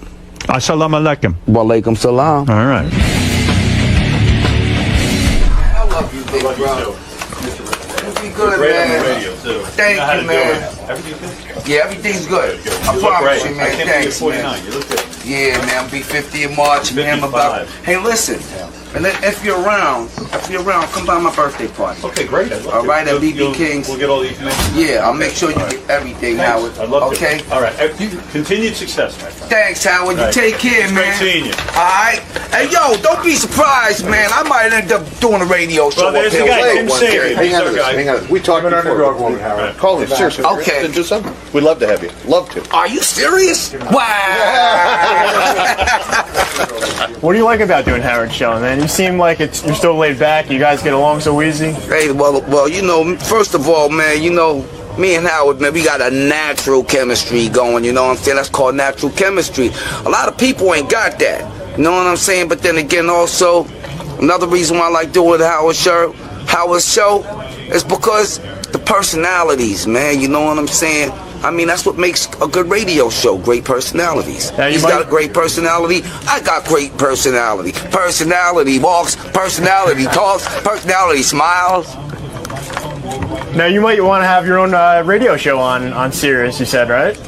Hey, man, do y'all think that I would make a real good radio show host? I think it would be the best radio show on Sirius, behind For real? Howard. Yeah. Hey, yo, you know what? I'm going to have a brand new show. It's called Ask Lisa G. Hey, yo, two, Lisa, yeah, I you love two you, together. G. Yeah, that's right. That's right. Me and Lisa You G, and y'all Lisa, better right watch there. out. That's all right. Back together again. I know. Yes, Boy. sir. But yeah, Howard said that you're really great when you're real. Hey, well, I'm always real. I'm never fake. Well, you know what I'm he's never saying. fake. Hey, yo, and you know what? He was asking me about you on radio. I know. And I told him that you might be scared of men. No. But I don't think you're scared of men. No. At least I gotta say one thing. You are dynamite in the bathing suit. Switched everybody to the front row. That's right. You saw me in a bathing suit. Man, she puts on a bathing suit. All right. Wow. Yo, what's up, money? Hey, man. How you doing, man? I'm right. I'm Benji. Nice to meet you. Benji? Yeah. All right, Benji. Good to meet you. Nice to meet you, man. All right, no doubt. You the man, baby. Man, Benji. That's right, Benji. That was one of my favorite shows. Benji. Hold it down, baby. All right. Woo, that's right. This is the longest handshake in handshake history.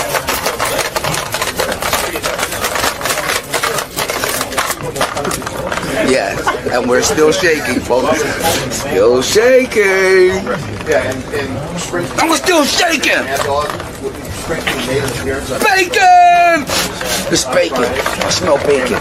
Don't be cool, G. Not me, I'm kosher. Huh? Not me, I'm kosher. Okay, you kosher? Yeah. I'm beef, baby. I'm beef.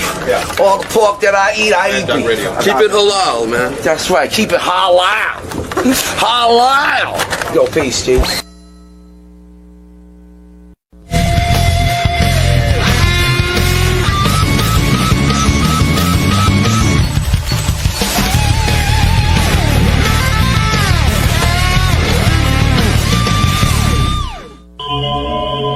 Here today, I'm going to take a test to see how stupid I am. I mean, I think all they had to do was call me, and I could have answered that, but what's next? I walk in the studio and a machine kicks me in the balls? I mean, what else is going? This man's smarter than me. So, Bob, what kind of test are they going to give you today? I don't know. It's like an IQ. They're going to find out what level I'm at as a human being. Like, what grade? Yeah. I mean, I'm street smart. I don't give a fuck what the test says. It doesn't matter. Because I'm street smart. And that's what matters. And if we take the test out in the street, I'll get 100. So what level do you think you're on? I would say 8th grade because it's been a while from school. And I don't read books, and I don't I don't care about anything but comedy, Howard Stern, and stuff like that, really. Have you been brushing up on your reading? Yes, I'm always reading. I have a bookshelf at home, you fucking stupid bastard. Oh, God. Hey, I'm John, king of all grammar. Down here to test Bob Levy today, given it's called the IRI, Informal Reading Inventory. Basically, it's a reading test that I would administer to kids that I teach and see how he does on it, see what grade level he reads at. It's the ultimate goal. Now, have you heard Bob Levy on the show before? I have, yeah. What level do you think he's going to be at? When he was reading Artie's book, I was really surprised that he was reading, I would guess probably 2nd grade, maybe 3rd grade. Oh, Jesus. That bad, really? I would say so, yeah. Oh, my God. So how long is this test going to take? It's probably going to take half hour, 45 minutes. And then we'll find out how stupid he is? We'll find out exactly how stupid Bob Levy is. All right, man. We'll see you in there. All right, thanks. King of all grammar is here. This is a guy who professionally administers tests. We're going to find out 2 things. When Artie's audiobook came out, Artie asked Bob Levy to read a chapter. And we saw that Bob's reading ability was very, very, let's say, poor. Well, it had been suspect for some time, but that sort of brought it front and center. It sure did. King of all grammar is here. Thanks, King, for stopping by and helping us with this bit, if you want to call Bob's life a bit. I know. Bob, are you nervous about the results at all? And also, no. I really live my life outside without reading, and that's how I live. I mean, I don't care about this shit. It doesn't mean what you don't care about is obvious. But is that a defense mechanism? Isn't it something that maybe you want to work on? Maybe I will after if this comes out real. How do you feel about, like you have a child? Yeah. Do you want him to live a life without No, reading I told him stay in school. I said, I got lucky. You will not get lucky. What do you think happened to you? Were you a poor reader and everyone just ignored the fact? I think school was easy to pass back then. There was so many kids in the class. How exactly did you get lucky? I don't have to work with you anymore. Oh, is that true? We're not working together? Is it true you're trying to have a baby now with a new wife? Yes. Why would you do that? I know you're low on money. You're like the Octomom. Why am I low? Everybody, I'm low on money. I live in the basement. I mean, where the fuck you you guys perpetuate all that. You say that. That was 3 years ago. Are you doing better? I'm doing better. I live in a nice place. Yeah. I'm doing good. And she wants to have a kid. I dropped one in last night. Hopefully, it took. So are you having trouble conceiving? No, we only tried for 2 months now. She's got this kit and all that shit. They go by. What does the kit tell you? It says that she's ovulating or whatever. She's what? Ovulating. Ovulating? That was one of the words on the test. Oh, is it? Ovulating? All right. Well, Bob, it's time to find out. Now you should be able to pass a reading test to become a father, I think. King of all grammar, what is this what is this reading test? You give this to elementary school kids? I do. You do. All right. Yeah. That's what you do professionally. Right. So he should have just whizzed through this. I did whiz through it. It didn't take him long. He whizzed on it. All right. So we understand we're going to find out 2 things about Bob's ability right now. We're going to find out not only what his reading level is, but also his comprehension level. Not only his ability to say the words and read them, but really what he understands.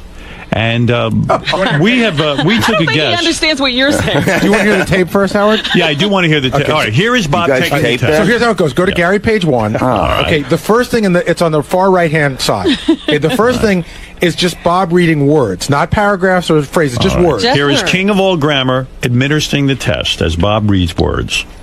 Let's find out. Pianismo.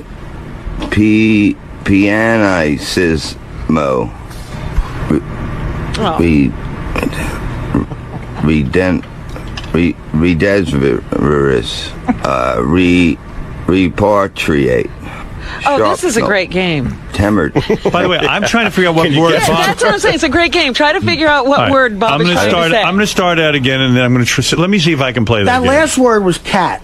I'm going to start again, because the first word I could not figure out. I got the first word, I think. Too. Yeah. I don't think I do. Hold on. All right. Pianismo. Might have been pancreas. Pianissimo. Is it pianist? Pianissimo. No. What? I think it's pianissimo. That's correct. Yeah. Yeah. Yeah. What is it? Pianissimo. Pianissimo. Okay. So Can't blame a guy for not knowing that. Yeah, who the fuck knows That's one of the tougher words, right? The guy's not gay. That's 11th grade. Repatriate. Repatriate? What is he trying to say? Right. Repatriate. Okay. Shrapnel. Shrapnel? Shrapnel. Wow, he can't even say shrapnel, huh? Shrapnel. Shrapnel. Sharp. I can't say, you know what I mean? I can't get the words together. I know what it is. I know exactly what you mean. Yeah. Almost like a dyslexia. That's what it is. I'm just. No, wait a second. Dyslexic is reading, isn't it? If you tell a guy a word and he can't repeat it, what's that called? Retard. Like Bob, say shrimp. Shrimp. I'm from New York and we say shrimp. Right. You know, it's just a word that I grew up with. Talk to Shrapnel. New Yorkers a lot. Say I've that never word heard again. Shrimp. Shrimp. No, the other one. The what? Shrapnel. Strap metal. What? Strap metal. What? Strap. No, shrapnel. Strap metal. Listen to me. Look at me. Strap. You're No. pretending now. Shrapnel. Shrapnel. Shrapnel. I'm pretending. This is what I You wanted know what to do. shrapnel is? What is what? What do you say? Shrapnel? Yeah, what is that? It's like shrapnel. It's like the extra like parts of like when you shoot somebody. Shrapnel. Right. Okay. It's like when you shoot somebody. We'll take that. Okay, all right, that's good. All right. King, this has to be some case, huh? This was, none like I've ever seen. Really? Really? Is Yeah, that true? well, I don't have much experience with adults, Right. but I mean, You wouldn't expect it. Bob, I don't know what to say. All right, let's see. Let's Bob keep is going. adult. Yeah, that sounded weird saying that anyway. He's a big dolt. Major adult. Upholstery. Wow. Okay. Fastidious. Facious. I think that's facetious, right? Facetious? Or fictitious. I think I got that after a while. Yeah, that was facetious. Yeah. Facetious. Feudalism. Garrulous. Renaissance. Renaissance. Synopsis. Oh, man. Wow. Can you say that word? Synopsis? Synopsis. Oh, now synopsis. What? Say it again. Synopsis. Synopsis. Synopsis. Synopsis. Right. Synopsis. Right. Yes. All right. All right. There Cross you that go. one off. Got it. Veranda, you know. Anachronism. Anachronism? Anachronism. All right. Can you say anachronism? Anachronism? Right. Why don't you just get a machine that just kicks me in the balls every time I come in here? What was that last one? Anachronism. Anachronism. Fuck this. Anachronism. Pick up the audiobook, Too Fat to Fit. Hey, I did good on that. I was there for fucking 10 days. I know. Oh, yuck. What? Sustenance. Substance. No. Sustenance. Sustenance? Yeah. Sustenance. Yeah. And you know what it is, right? When you hear it. Do you know what sustenance means? I know it's sustenance now. Yeah. I know what substance means. What does that mean? What does that mean? Substance? It's like a substance, like you got shit on the table over there. Substance? No, What is it? I don't know. There is no substance. Sustenance. I don't know that word. But think about it. What word would it be derived from, in the language? Oh, why are you saying that? Oh, He's like, stop what it. is derived? Like sustain it, right? Sustain. You held you didn't come, like it's like I lasted long. You didn't come, right? I didn't come, right? Sustenance is when you don't come. I lasted long, right? Right. No. King of all grammar, you are shocked, are you not? I am. All right, let's continue with the He's test. gonna be shot after this. Here is Bob taking his reading comprehension test. I did better. So this is not him reading paragraphs of thoughts. Okay. Punctuality at midday with obscure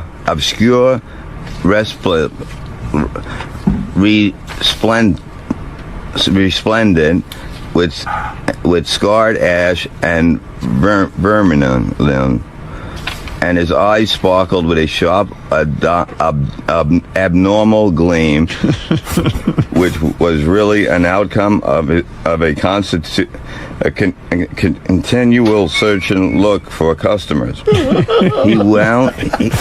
crown the effect, he wound a saffron-colored turban around his head. This color, I know that fucking word. This color scheme never failed. People were attracted to him, and the Helia stalks. Okay. The what? Punctuality at midday. The Heliostalks? What is that? They So know. what do you do? They know. What do you do after you give him that to read? Do you ask him what it means? Ask him questions about it. Right, that's the next tape is, what does it mean that you just heard, Bob? What is the main idea of this story? To fucking make me crazy? I have no idea. I really, I think this guy had a lot of shit. He definitely had a lot of stuff with him that I have no idea what the fuck it was. You know? But when did the man open his bag and spread out his professional equipment? When did he? When did he? At the beginning. Is that wrong? That's wrong. That's what fucked me up. You didn't even get that right? At the beginning of the story, it happened. But Right. That's what I meant. Yeah, but no, it's wrong. What does the word resplendent mean? Resplendent. Resplendent. Resplendent. I have no fucking clue. Resplendent. No. What caused his eyes to sparkle with a sharp, abnormal gleam? When he looked into his bag. Was that wrong? That was incorrect as well, yeah. So he had no understanding of what he read, is what you're saying. On this particular one, I did good on the other ones. you got 2 out of 10 correct. And All they were right. both. So now it's time to find out. Now it's time. King of all grammar. You do this with school-age children. Grammar You can school. actually give him a grade of the level at which he is What are we performing. What are we going to learn first? His comprehension, or what grade level he reads at? What grade level he reads at? All right. I'm gonna tell you. Howard We guessed took guesses, yeah. fifth grade. Fifth grade. Robin guessed third grade. Artie guessed second grade, and Fred guessed sixth grade. Who is closest, and what is the actual reading level of Reverend Bob Levy, the very well-known stand-up comic? The actual reading level of Reverend Bob Levy is grade 6. Oh, Grade wow. You're kidding. Yes. Fred, you win that I one. knew my customer. That's better than I He thought. reached frustration level, which means 5 or more words wrong at grade 7. So you move 1 back. Grade 6 is. So he reads on a sixth grade reading level. Bob, you're happy. I'm fucking thrilled. What did you think, Bob? You thought you were like a second I thought grader? it was like fourth. So this is fucking. I'm celebrating He today. graduated So you're from saying high school. just the ability to read the words. You don't even have to understand them. Just the ability to sound out and read words. Basic He reads- decoding skills. is You're what it is. kidding me that sixth graders can't read any better than that? That's What's wrong? Yeah, go ahead. First of all, I know my kid can read better than that, but second of all, Yeah, there are kids who can read better than that because there are sixth graders that read at a 10th grade reading level. Bob's not being really genuine when saying he's happy, because yesterday at the pre-interview, he told Will he thought he read at an 8th grade level. Oh. Yeah, but I said I would probably be a fourth. You know what I mean? Right. Well, I mean, I'm happy with 6. Believe me, that is very. All right. What fair else My can son's we gonna learn? be proud of me. What When else you can went we for your learn? reading test, the written test on the driver's license, were you able to pass it? Oh yeah. Yeah. I knew how to drive before. What, did you memorize? Yeah, we would take it home. I'd have somebody, and I knew what to do. Right. All right. Easy. Okay. Cheat. You gotta cheat. That's all you gotta do. All right, go ahead. King of all grammar. Now, here's the real one. What does Bob understand, and what level is he Reading comprehension. all right. You want me to start from the beginning and just tell you? We did the pre-primer first, which is basically like pre-K, like kindergarten type reading. Okay. Got all the questions right. at? Okay. So He's above kindergarten. reading, he's great. Okay. He's great at it. Piece of cake.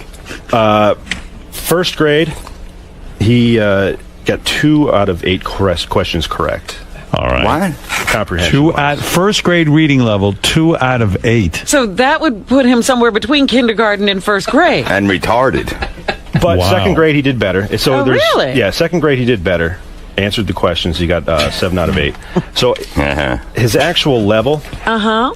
I'm gonna say is a third grade reading level. See, that's what I would have meant about third grade. Yeah. Hey, Bob, way to go. I thought it was going to be like a comprehension like first grade, so I think you're way ahead of the game. I don't know how I get through life. I mean, I can. I do it without this. I do well without this, truthfully. Yeah. Well, you're on the level of a third grader, and third graders can get through life. Exactly. If you throw them outside. How much reading do you really need to do? You don't. My wife walks around with a book. I'm like, get that out of the house. We don't need that shit around. So we finally know. So is Bob retarded? Yeah. I would say Bob's retarded. Bob's a street smart guy. That's basically what it comes down to. Right. He just doesn't understand But what happened to him in school?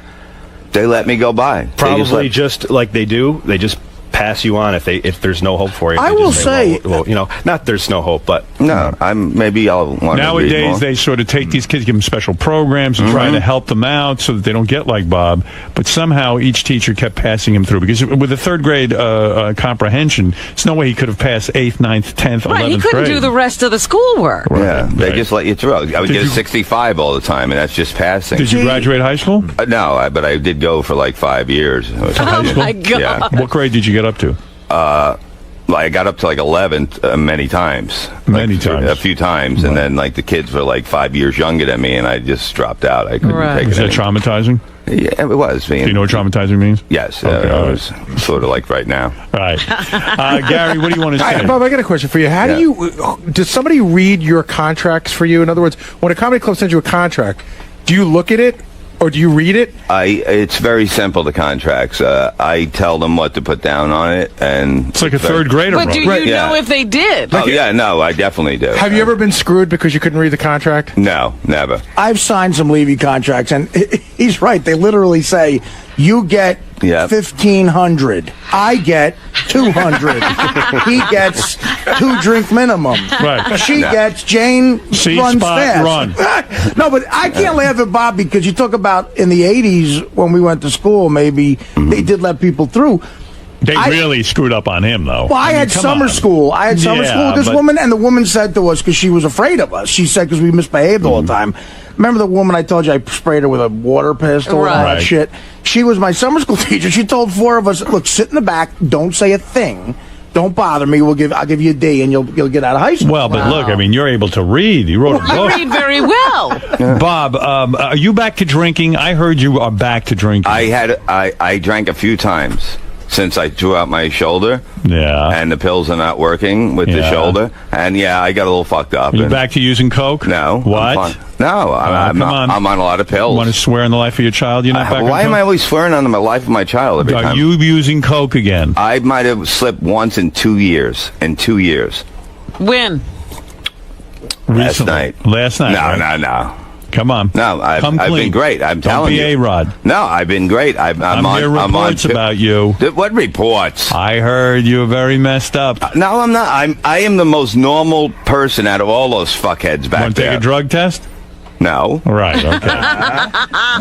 What, we got a drug test? Liar. Wait a minute. You know, he's sounding just like those guys on Celebrity Rehab. No, I mean, my had life is shoulder pain. So Well, listen, if the guy says he didn't do coke, I mean, why bust his balls about it? No. It's just that the reason for the drinking. Oh, I have shoulder pain. Or do you believe Bob? Yeah, if Bob tells me he didn't do coke, if Bob tells me he did coke once in the last 2 years, clearly I've been seeing things. What is this, Gary? Here we go. Here comes the bus. No, it's all good. Hey, first of all, I should mention that Bob... what are you sipping on every water. minute? He's just slurping. Is that what That's all they give why you are you fucking so here? thirsty? Jesus. Because I had to fucking read. Guy Look trying to what he make me did. read. Show Howard the new drink that you think is the best thing ever. Oh, this is for Artie. I got him this. It actually it's 5-hour energy, and it'll get him through the show. He won't have to sleep anymore. I need that. You live by it. He lives by it. No, it actually works, and it doesn't get you fucked up. I might try that. 5-hour energy. First of all, see Bob Levy with Colin Quinn. That's a good lineup. We have a huge lineup now. Bob is funny as hell, and you know Colin Quinn's funny. And also, see Bob with the Killers of Comedy. You are really on fire. Yes, this whole month we're everywhere. You might not read well, but you're funny. That's and it. That's what counts. That's it. Brings No wonder in he money. gets along so well with Beetlejuice. Yeah. You guys aren't that far off from one No, another. definitely not. You talk to him a lot and get along? Oh no, he comes to my house. He stayed over my house. He's so polite. I mean, I understand him. He understands me. Wow. I find that hard to believe that Beetlejuice is actually a normal guy. Yeah, well, He is. compared to Bobby. For tickets, go to see RevBobLevy.com. RevBobLevy.com. You know, I've worked with Bob and Colin Quinn on the road a couple of times, and it's a great show. But it's another reason to see this is because it's entertaining in a morbid way. To see Colin working on one of Levy's shows is kind of like when Joe Louis was forced to wrestle. No, he loves it. At the end of his career. The new lineup is me, Florentine, Nick, and Colin, and we're selling great. When you're Since around- Artie doesn't call us anymore, so when we you're around started our own thing. Florentine, do you see him with women, or is he still No, not... he just talks about Robin. Oh, please. Does he really? Does he still mention Robin? No, he says that, you talk and you get along great, and that's great, Yeah. A breakup's a breakup, right? And what the fuck? You should have banged me when I told you. You can't. You'd still be with her. Yeah. Listen, you can't read, that's true. And you can't understand what you read, that's even more true. But you are a Isn't funny it guy. good if you can't read that you don't understand what you read? That's great. You can make up excuses. Yeah, you can make up anything you want. And by the way, don't miss Bob on Miserable Men. I should mention that on Sunday nights at 7 o'clock on Howard 101. Every Sunday. I love that It's a great show. It is. You guys do a good job. And Bob, I would call you for gigs. I mean, I love paying an opener 5 Gs. Anyway.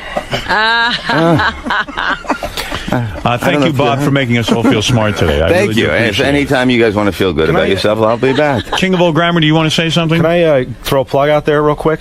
King of Old Grammar has a plug? Well, not for myself. He'll be at the treehouse with me this Saturday.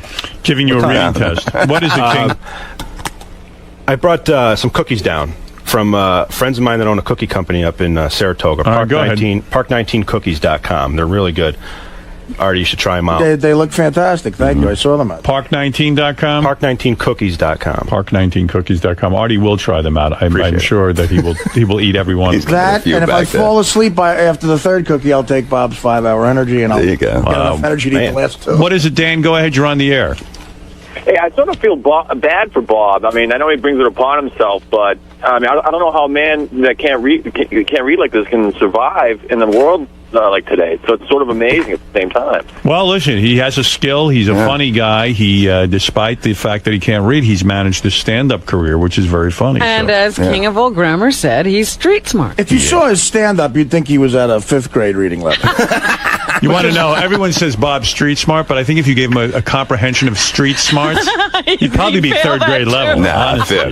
Just to reiterate to the kids out there, though, it's a once-in-a-lifetime thing to have something like that happen, I think, right? You gotta you stay in need to know school. to read. Yeah, that's what I tell kids. And Bob is missing out a lot in his life. Like when you read the paper, it's fun to comprehend it. Well, I know I can read the sports. I can kind of. He doesn't read the paper. Do you kind of understand the sports? I a little get. bit. You know what's going on with A-Rod and all that kind Yeah, I of. read it. I All get right. the guy delivering. Nobody reads, like, it's an entire generation. Well, Bob is older, but nobody reads the Barely newspaper walk. anymore. Right, it's true. Like guys like Teddy and JD, I'm on the road with them, and I go, pick me up a newspaper, and I go, don't you guys ever read the paper? They're like, no.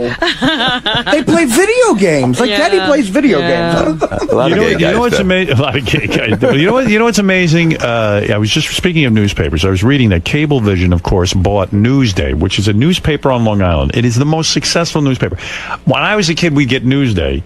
This newspaper was so thick with ads, you couldn't even find any news. Yeah, it was hard to find the news. It was just all ads. Well, it says here today in the paper that Newsday is doing so badly that Cablevision doesn't even know what to do with it. Wow. And I can't believe this. That was a license to print money, that thing. If you own Newsday, you were going to be a billionaire. That was the end of it. There's no competition. It's the only paper. Long Island's the 11th largest market in the United Why States. are you screaming? Well, because Bob doesn't understand a thing I'm saying. I'm just looking at him. I'm like, what the fuck? All right, never mind. Oh, were you checking the light? Well, good for you.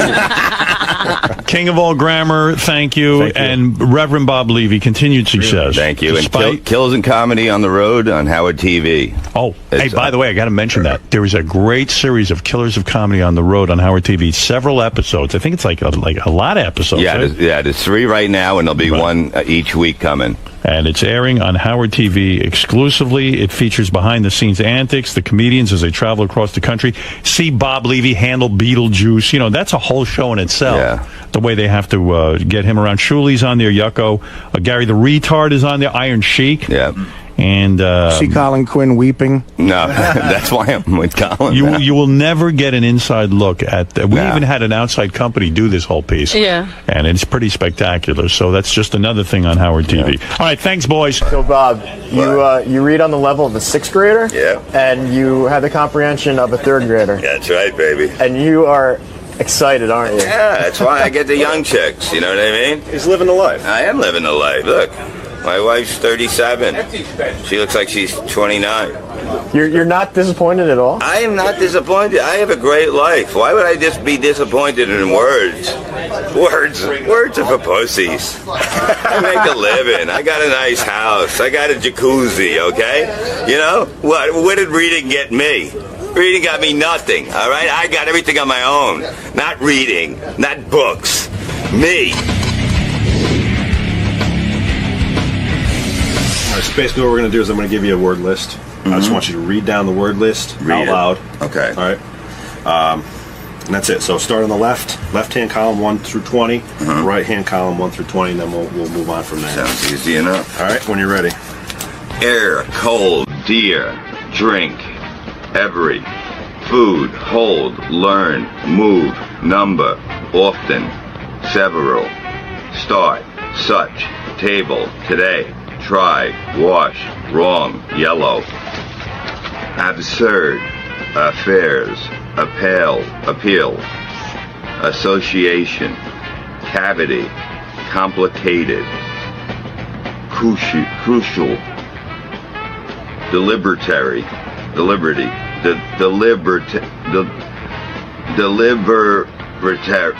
you know, you did it on purpose. Deliberatory, you know. What is it? Deliberty. Delivery. You did it on purpose. The Statue of Liberty? No. This deliverer. Despite. Ridiculous. Routine. Specific. Strenuous. Not bad. My head hurts. Comprehend. Delegated. Delegate. Fuck it. Ritual. A ritual. Like it's a ritual. You know, we do it all the time. It's a ritual. Incredulous. Intricate. Intricate. Sorry, shout it out. Intricate. No. Go on. Intricate. Intricate.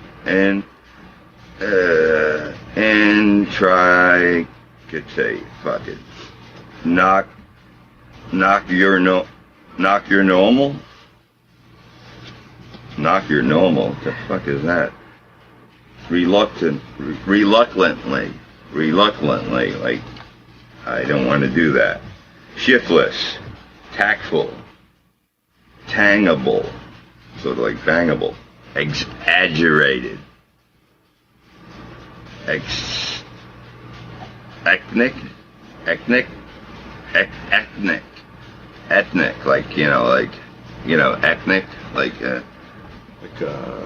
I'm white, somebody's black, ethnic.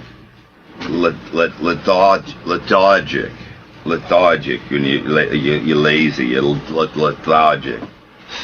Reverie.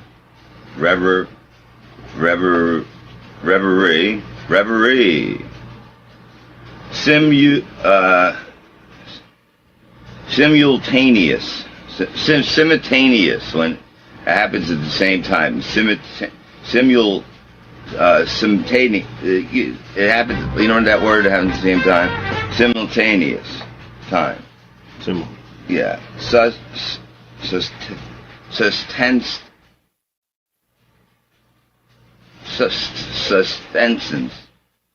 taunt, valiant, monotonous, periphery,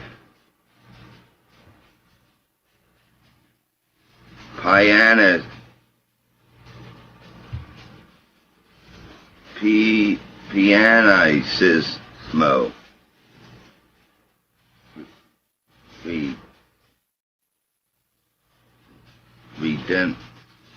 redesverous, I don't know what the fuck. I'm getting a little.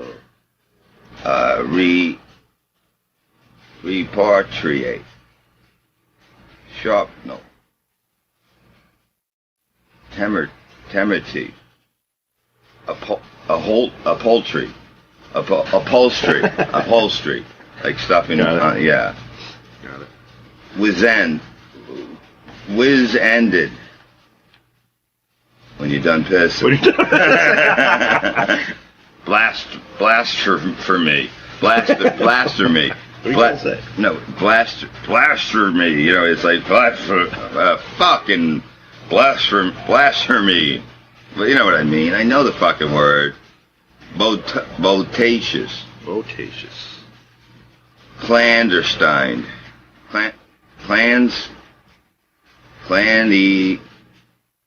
Clandestine. Fastidious. Facious. Feudalism.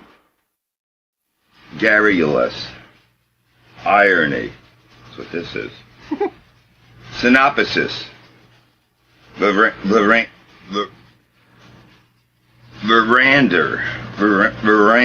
you know?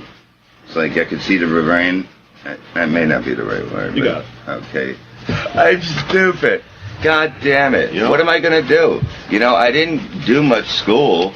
You know what I mean? I'm street smart. We should have done this shit in the street. I would have done better. You know, I'm going to be like retarded. This is going to be like, forget it.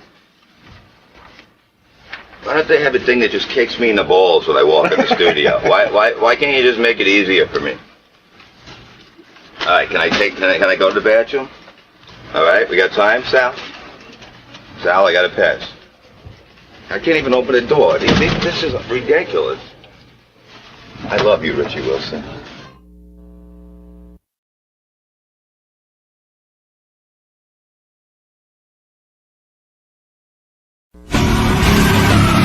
The Howard Stern Show is on vacation. But don't worry, we'll return next week with all new serious shows. So for now, enjoy this new episode. Good, how you doing? Well, this early in the morning, I'm functioning. I urinated this morning. I'm happy it didn't burn. Good. Life was great. That's it. That's the end of the story. That's all you can ask for. That's the end of the story. My leg's working. Go to the bathroom, doesn't burn. Hey, life's great. So it sounds like everything's good. You excited to be back? Yeah, I'm always excited to be back. 20-some years of doing this, and I'm still excited to do it. Now you're here for your final comedy tour, right? Maybe. If it wears me out, it's going to be the final one. But so you're going to test in the waters. Yeah. Well, what I'm doing is that the country's going to we're into the dumper. People are depressed, so they need the laughter. The last time I did a grand tour was after 9/11. I went out on 9/14. Stayed out over a year. So that's what I'm doing again. Make people laugh. That's simple. All right, cool. All right, man. We'll see you in there. All right, see you in there. All right, David Brenner's here, old friend of the show, comedian, funny dude, always stuck up for me. He should have been the host of the Tonight Show. Something went wrong, though. I don't know what happened. What happened to you?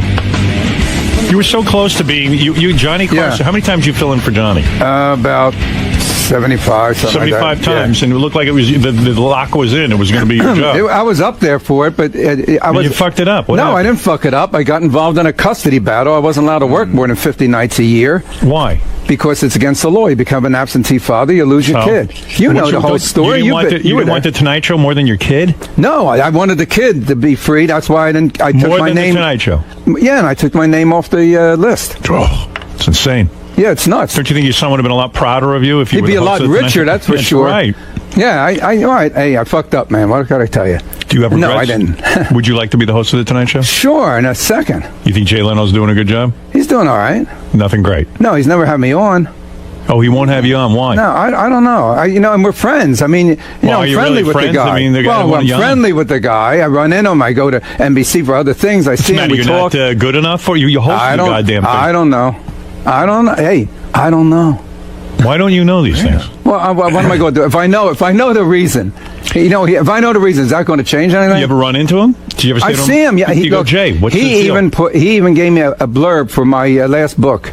A really very nice thing. Yeah, but did you ever say to him, Jay, why can't I be on your show? Well, I talked to him. He's, I got to ask the staff, and find out from the staff what to do. No, he and doesn't. I said, wait a minute, I have my own show.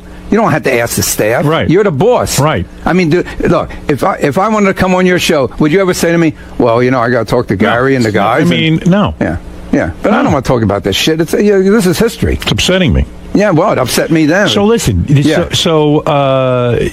here to admit that you... Admit? What do you mean admit? What does this admit? Yeah, go ahead. You're making it like no one knew you were lying about your age. Wait a minute. Everyone here knew you were lying about your age. You knew because you had some kind of proof and you were generous not to do it? I knew you were. All right, but you not by looking at me. It's an outrageous lie. Howard, by looking at me, what would you say by looking at me? No. How old you are, you mean? Yeah, I mean, don't do a joke. No. I would say you're about... I don't know. I don't want to be... What? All right, hold on. Strong. By the way, thin. next week Gilbert Gottfried's coming on here to admit that he's Jewish, but and short. All right, Robin, we always knew David was lying about his age, right? Of course. We knew that. Well, but I had. You want to know why? How old do you think he looks right now? Seriously, Robin. Be serious. Don't lie. Don't go for a joke. Don't go for it. Don't go for a joke. Just thin. He looks good. Yeah, he always looked good. He always kept himself in shape. Right. And I would say... Yeah. I'll be serious. Let's say 64. Yeah, 64, 65, somewhere That's in it. there. Now, think about that. 64. Remember that number. All right.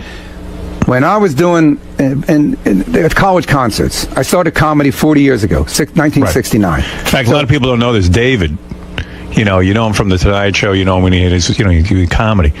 But he was a successful television producer for Merv Griffin. Is that right? Not Griffin. Who was it for? I wrote, produced, and did documentaries for NBC, CBS. I was the head of documentaries for Westinghouse. Yeah, I mean, he had a career before he started comedy. Oh, yeah. Oh, so he didn't get into comedy as a young man. No, but I looked young. I looked like I was 21 when I went in. So now I'm doing college concerts. I'm making a lot of money. I was like the #1 comedian on college campuses. And you don't want people to know you're an older guy. I don't care. You want to be a young. No, my manager comes to me. He says, "There's a rumor going around about you, and we're losing dates in the colleges." I said, "What's?" They said that you're over 30.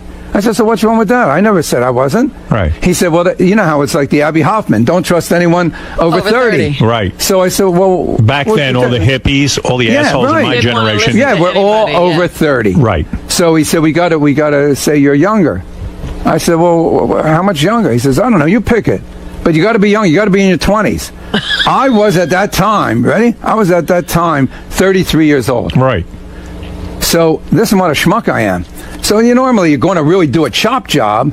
You do 10 years. Right. So I do, just to be different, like I set my alarm at 7:02, not 7 in the morning. Right. I 8:16. Everyone else is doing it on the quarter hours. Right. I don't want to be like everyone else. I've always been this way. So I decided to chop it 9 years. It made sense, right? Now I chop it 9 years. Now when I had to lie, I had to do math. Right. Like someone say, when did you do your first Tonight Show?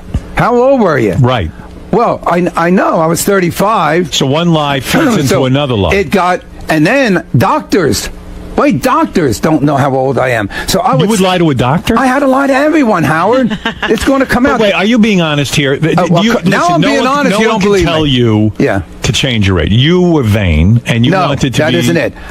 And then I wanted to go back. After all the colleges and everything, I said, you know what, I'm going to go back. This is ridiculous. Right. But by that time...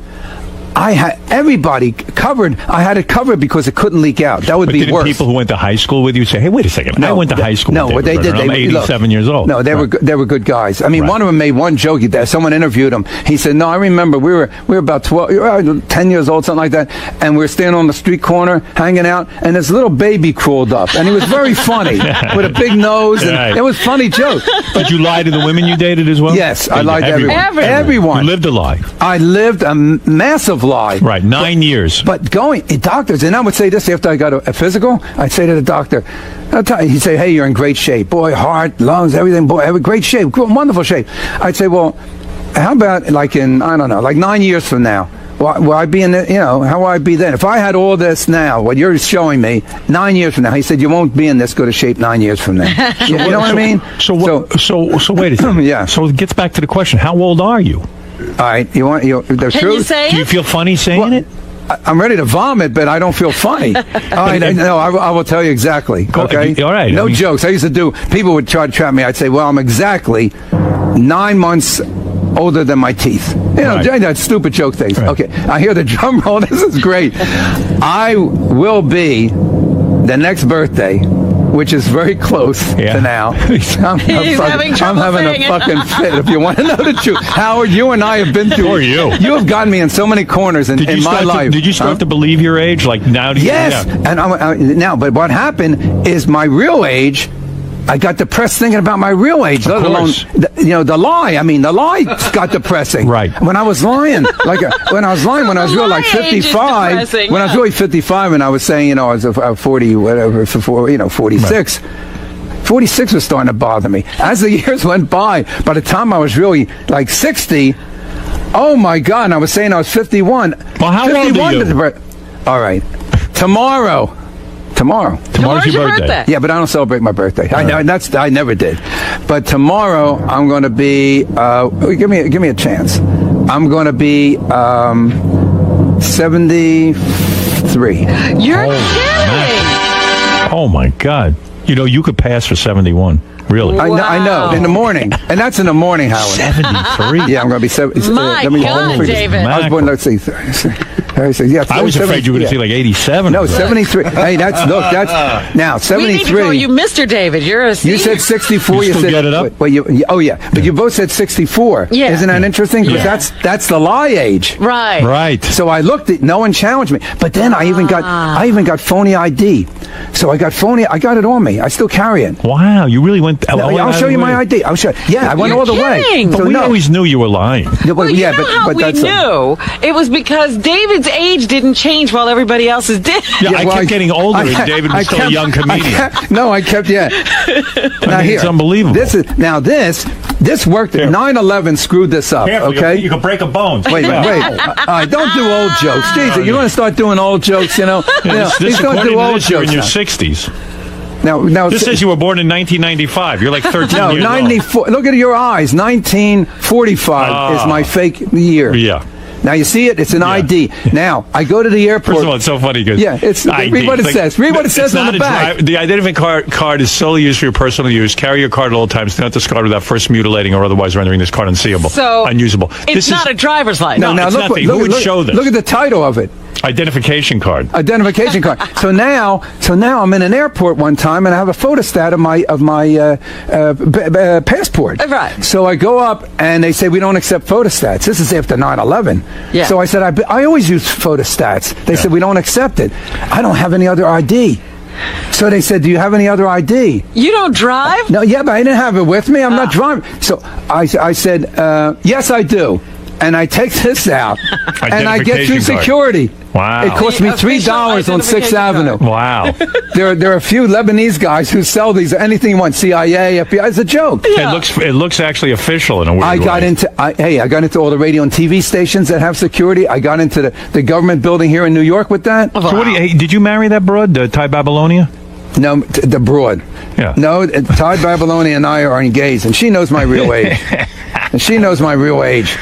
What's her story? So you're engaged. You're getting married again. That doesn't mean anything. Oh. Yeah. Now, I don't want to get divorced a million times. I'm not a million. How many times? 480,000. No, come on. Why do you exaggerate? No, wait, 3 times already? 3 times. Twice when I was in my early 20s. Right. Yeah. Because we didn't know you as a married man. And then that other brother. I didn't know me as a married man. He, you know how I knew married a really hot chick, but he said he woke up a year later and she was just totally different than the girl he met. A stranger. Yeah, no, she looked the same. Everything beautiful. She was a complete stranger. How many kids did you have? We were together 12 and a half years and had 2 kids. Yeah. How old are those kids now? The truth? Yeah. Because I say 1 year, 4 years, and 6.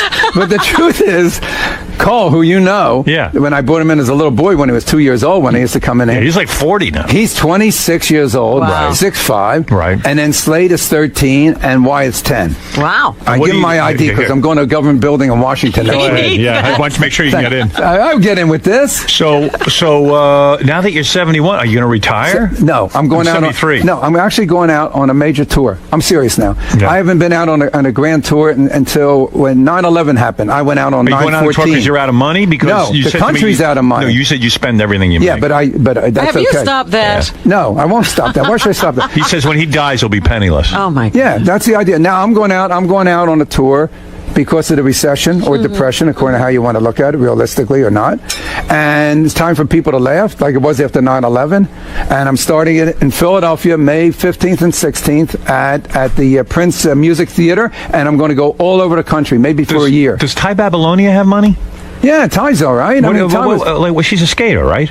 yeah, she What do was skaters- how a do skater. skaters make a living? Greatest pair skater ever with Pair Ty and Randy. Right. And, so she's got to have a lot of dough. Only world champion we ever had against the Russians. You know, the world skating. She's a 5-time national champion. Does she still skate at all? Well, what she does now? No, now She not teaches? anymore. Well, she does little seminars with the kids, but what she really does, she has a clothing company selling her own line of skating clothes. She has that. She writes for a skating magazine. Man, you satisfied sexually? Oh, she's fabulous. Oh, Really? my God. What is Oh, fabulous my God. to you in bed? Seriously, you've been with a lot of I'll beautiful tell you what women. fabulous is with me. Yeah, what is fabulous? When you have your orgasm, you don't feel like beating the shit out of her. That's fabulous. That's fabulous. Is that really like what is fabulous sex to a man like yourself?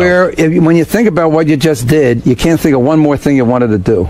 You mean because she does a lot of things in bed to you? Not in bed. She's just so sexy and beautiful, and we're Right. just compatible. You know, it's two I've never squirrels heard you chasing like a this. nut. Wow. Oh yeah. Well, look, I've Would she ever pretend to be other women? Would she ever put on outfits? like a nun, like a nun thing, a nun. Do you need any of that? A rabbi, you know, we have a What do you bearded need Hasidic sexually? Jew. What makes you Hasidic happy? Jew. I Do you need need a a blowjob? Hasidic Do you need to get licked? Yeah, what do I need sexually? Yeah, yeah. I need whatever's on the menu. It's one of these things. I'll take appetizer, entree, dessert. I'll take it Anal? all. You like that? What? I don't like anyone touching me in the back. No, I mean you putting it in the anus. Well, I don't say, you know, I'm not a proctologist, a human proctologist. But hey, look, if an ass comes along, I'm not going to turn it down. Like, I walk into a place and there's an ass there. You'll give Ty Babylonia anal? I didn't say I give Ty Babylonia. I'm not going to say that. Say it now. Howard. No, Howard, you always. Now you got a new you do trap. that? You're done with my age. Now you're going to fuck with my sex life. No, you know, this has been going on 25 years. Will Ty with you. Babylonia What? blow you? Who said she blew me? Do you need that? Do I need it? Yeah. I don't need it. I need food, What but do you I need? sure as hell You would just like it. insertion with a woman mostly. You like I like intercourse? everything. I like taking my pants off. I Right. like everything about it. There's nothing. Look, I have. And at 73, you get it up just fine. You know, yeah, absolutely. How often do you have sex with Ty Babylonia? Every night I'm with her, like I do Really? with others. Yeah. Seriously? Oh yeah. of Every course. night you're with Ty Babylonia? Yeah. That's Once in lot. a great while. No, honestly, once in a How many great while. Are you away a lot? A whale? Do you? Are you away a lot? Like in other words, are you with her every night of the No, week? I'm away a lot, but you know, sometimes we're together a month or whatever it is. I mean, every night you're with her. Yeah, the Wow. culmination of a great relationship. I don't know if I can That's believe a capper. I swear to you, that's a capper. Once in a while, you know, we might be out real late, and that's the kind of thing, or my Right. back goes. If my back goes out, I have a little bit of trouble. Right. You know, You with that back. Well, then I do position 27. Yeah. You know that position where you hang from your kidding. ankles. Yeah. Well, look, my mother, when I was a kid, 10 years old, you know, everyone has a dippic. That's Yiddish for a monster inside of you. Right. Some people, it's going to be drugs. You know, some people lazy. Whatever it is, they're going to ruin their life. There's a dippic. You got this monster. So it goes back Yours to is biblical sex. days. Mine was women. She said that when I was a little boy because the little girls were always coming around. Where's David? Oh, he's at work. You know, when I was a kid, you know, I started working when I was 8 and a half. You know, he's at work. You know, and they come up to the supermarket and wave through the window and all that stuff. So I've always loved This guy, I've loved women. He would walk down the street and pick up the hottest woman I ever saw. Yeah, always. Yeah. The street was number one. Then if you want a higher breed, you go to library. That was good. The museum, Metropolitan was great. All the libraries in town were great. Right. Man, you got laid a lot. Yeah. You know, and I can't believe you banged Ty Babylonia every single night that you're with her. Boy, yeah. she must be good in bed then. Well, no, she's bad. She's an athlete. I'm a masochist. I'm gonna But suffer. what makes a woman good in bed? That's what I'm trying to find out. Well, you're in bed. You got I'm a asking gorgeous you, wife though. now. Yeah, but what makes what's your definition? Well, I'm asking yours. Oh, you're asking mine. Yeah. Oh, good. Oh, well, that says your show. You're the interviewer. I forgot I mean, that I'm the shit. interviewer. I forgot that. Damn it. Yeah. What is the what makes a woman good in bed? To me, what makes a woman go to bed is that everything is compatible. It's like one of those days where everything you do turns out right. You go back and you think, well, you know, if I would have stayed longer in this place, or if I would have talked to this guy, you know, nothing. You can't think of how you could have improved the day. Do you still perform? What do you call that? I thought I came here to talk about my age. You know, age. He got off of that real Well, fast. I'll get to he that. got off my tour real fast. Now I'll he's, get back he's to it. banging me on sex again. First time I did his show, and he was playing fucking music for an hour. Right. You got like 2 words in, and then music. He would right away. So how much sex you getting now? And then and now we have the Beatles. This is when the beginning. All these years later, he doesn't fucking stop. No, I want to ask you Why? something. Yes, go ahead, I'm Howard. not busting your balls. I'm I know. really serious. Yeah.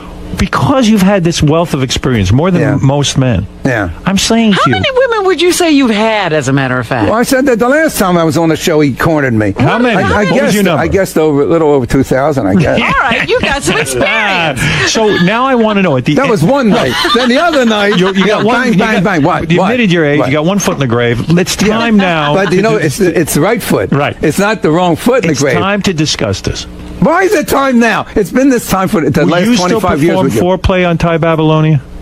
In other words, Yeah, will you have will, to- You will lick her vagina. You will do everything. You must have foreplay. You always must have foreplay. What do you mean you must have? What if Because the it's woman like, just wants you to put You just can't climb on top? Right. It's like, okay, I'm going to take a shower, and you don't take your clothes off. No, you no, walk no, in the what I'm shower. saying I mean, is- there are things you got to do. Some women don't require a lot of foreplay. Look, if they're saying that, they're bullshitting. Really? But yeah, because the women, they want to get the whole mood going. You got to be romantic, You got to be right? romantic. You got to satisfy the woman. You must satisfy the woman first before you get satisfied. It's only fair. It's right. And guys don't do that. They, I'm only bam. Yeah, but I'm dwelling on this because I'm curious. I really am. How long do you last? In other words, when you go inside Ty Babylonia, it's a very sexy, attractive woman. How long can you keep it in there without coming? I can stay in long. I mean, really? Yeah. Always were you like that? Yeah, I think of my grandmother on the toilet, and I Do you calm down. really have to do Right. something like that? Do you have to think about gross things? No. What I had to do is I realized it's getting, and I had to slow it down. Yeah, because it's going to go, and I don't want to pop yet. But you've been with women who are so beautiful your whole life. Yeah. It's very hard to hold back. I never can hold back. It is hard to hold back. I go in and it feels good. No, you got to put it in your head. You got to put it in your head. You do. You're selfish. I'm now seeing that. I'm not You're selfish. I You're want to be a thinking good about lover. yourself. Wow. Like David said, you got to think about her. Oh, Ty- let me and tell you Ty's something. able to He have- must. He must. And Ty Babylonia is able- His wife is so in love with him and so dedicated to him, and it isn't because it's everything that makes him him. Yeah. And that includes his sex life. So he's bullshitting. So, no. So can you go like 3 or 4 minutes and hold 3 or out? 4 minutes? Yeah. Wow. Howard, what are you talking about? What are you saying? I'm not. I'm not You a. saying you go like 15, 20 minutes? What are you talking about, Howard? What are you saying? I'm not. What? I can go. I can keep going. Wow. Yeah. Always. This is what you're supposed to do. If I hold out 3 minutes, it's a miracle. I mean, I don't believe you. it's true. Ask Beth.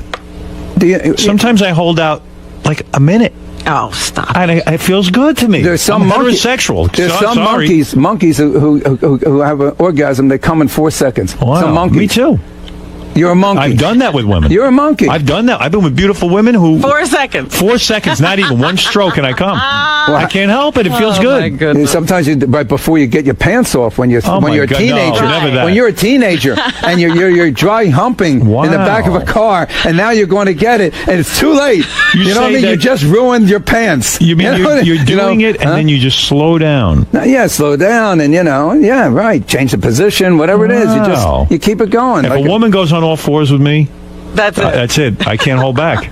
Even just the thought of it. Well, it's crazy. He just came. Right. Look at that face. He just came. I'm the opposite of gay, whatever that is. Yeah, even if it's a woman, it's like a cleaning lady in the buildings at night, and they're scrubbing the floor. You see that? I bet you wet your pants. In what position do you have the least control? In other words, well, I don't particularly like a woman on top of me. I'm a control guy. I like control. That too. I don't like that. I mean, yeah, it isn't like. I mean, it's better than having a bad apple. But it's not. And you're faithful to Ty Babylonian? Yeah, absolutely. Wow. Look at See, you. I'm wild. See, that's the thing about me. I've always been wild. You know that. Yeah, I know. But You have a when problem. I settle down with someone, right, I You're really, faithful. yeah, I do. I think it's You it's never fair. brought other women in? You never had two women at the same time? Well, not with the Not with Ty. No, but yeah, I've been. What about that hot piece of ass that I was in love with? The one that. Oh yeah, remember right. that one yeah. that was on your makeup? you used to do Yeah, makeup? yeah. I saw her about 5 years ago. Oh, yeah? She How'd has she look? not changed a bit. Why the hell did you break up with? I know she was looking to, She get wanted married the to you, ring, but she yeah. was hot. Yeah, no, we had some problems there, but yeah, she was great. I mean, This guy, man. I am a He's a fan. cocksman, this guy. I'm a fan of women. Yeah. I love women. I have always loved them, What but that about the means I ex- respect them. What They're about the different. most recent ex-wife? You communicating with her? You talk to her about Well, the he kids? has to. Okay, here's a. We thank God for email. Yeah. Otherwise, there would be nothing said between us. It's amazing. It got that no, I'm bad, serious. huh? Oh, it got that bad. Yeah. What You did two you? were so compatible. She took me to court twice to win custody, take the kid to California. Same thing. I've been four custody battles. These women don't want you around the kids. Yeah, you think I was a bad guy, but Yeah, my you're a kids nice love guy. me. My Yeah. kids love me, man. I'm crazy. I'm not the greatest father. Like, I go to school, I go to a play. Right. All right.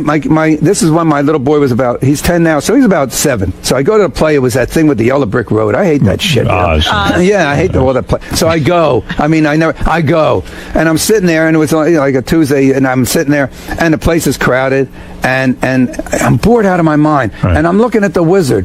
The kid, he has combs his hair straight over his forehead, and he has a little square mustache under his nose.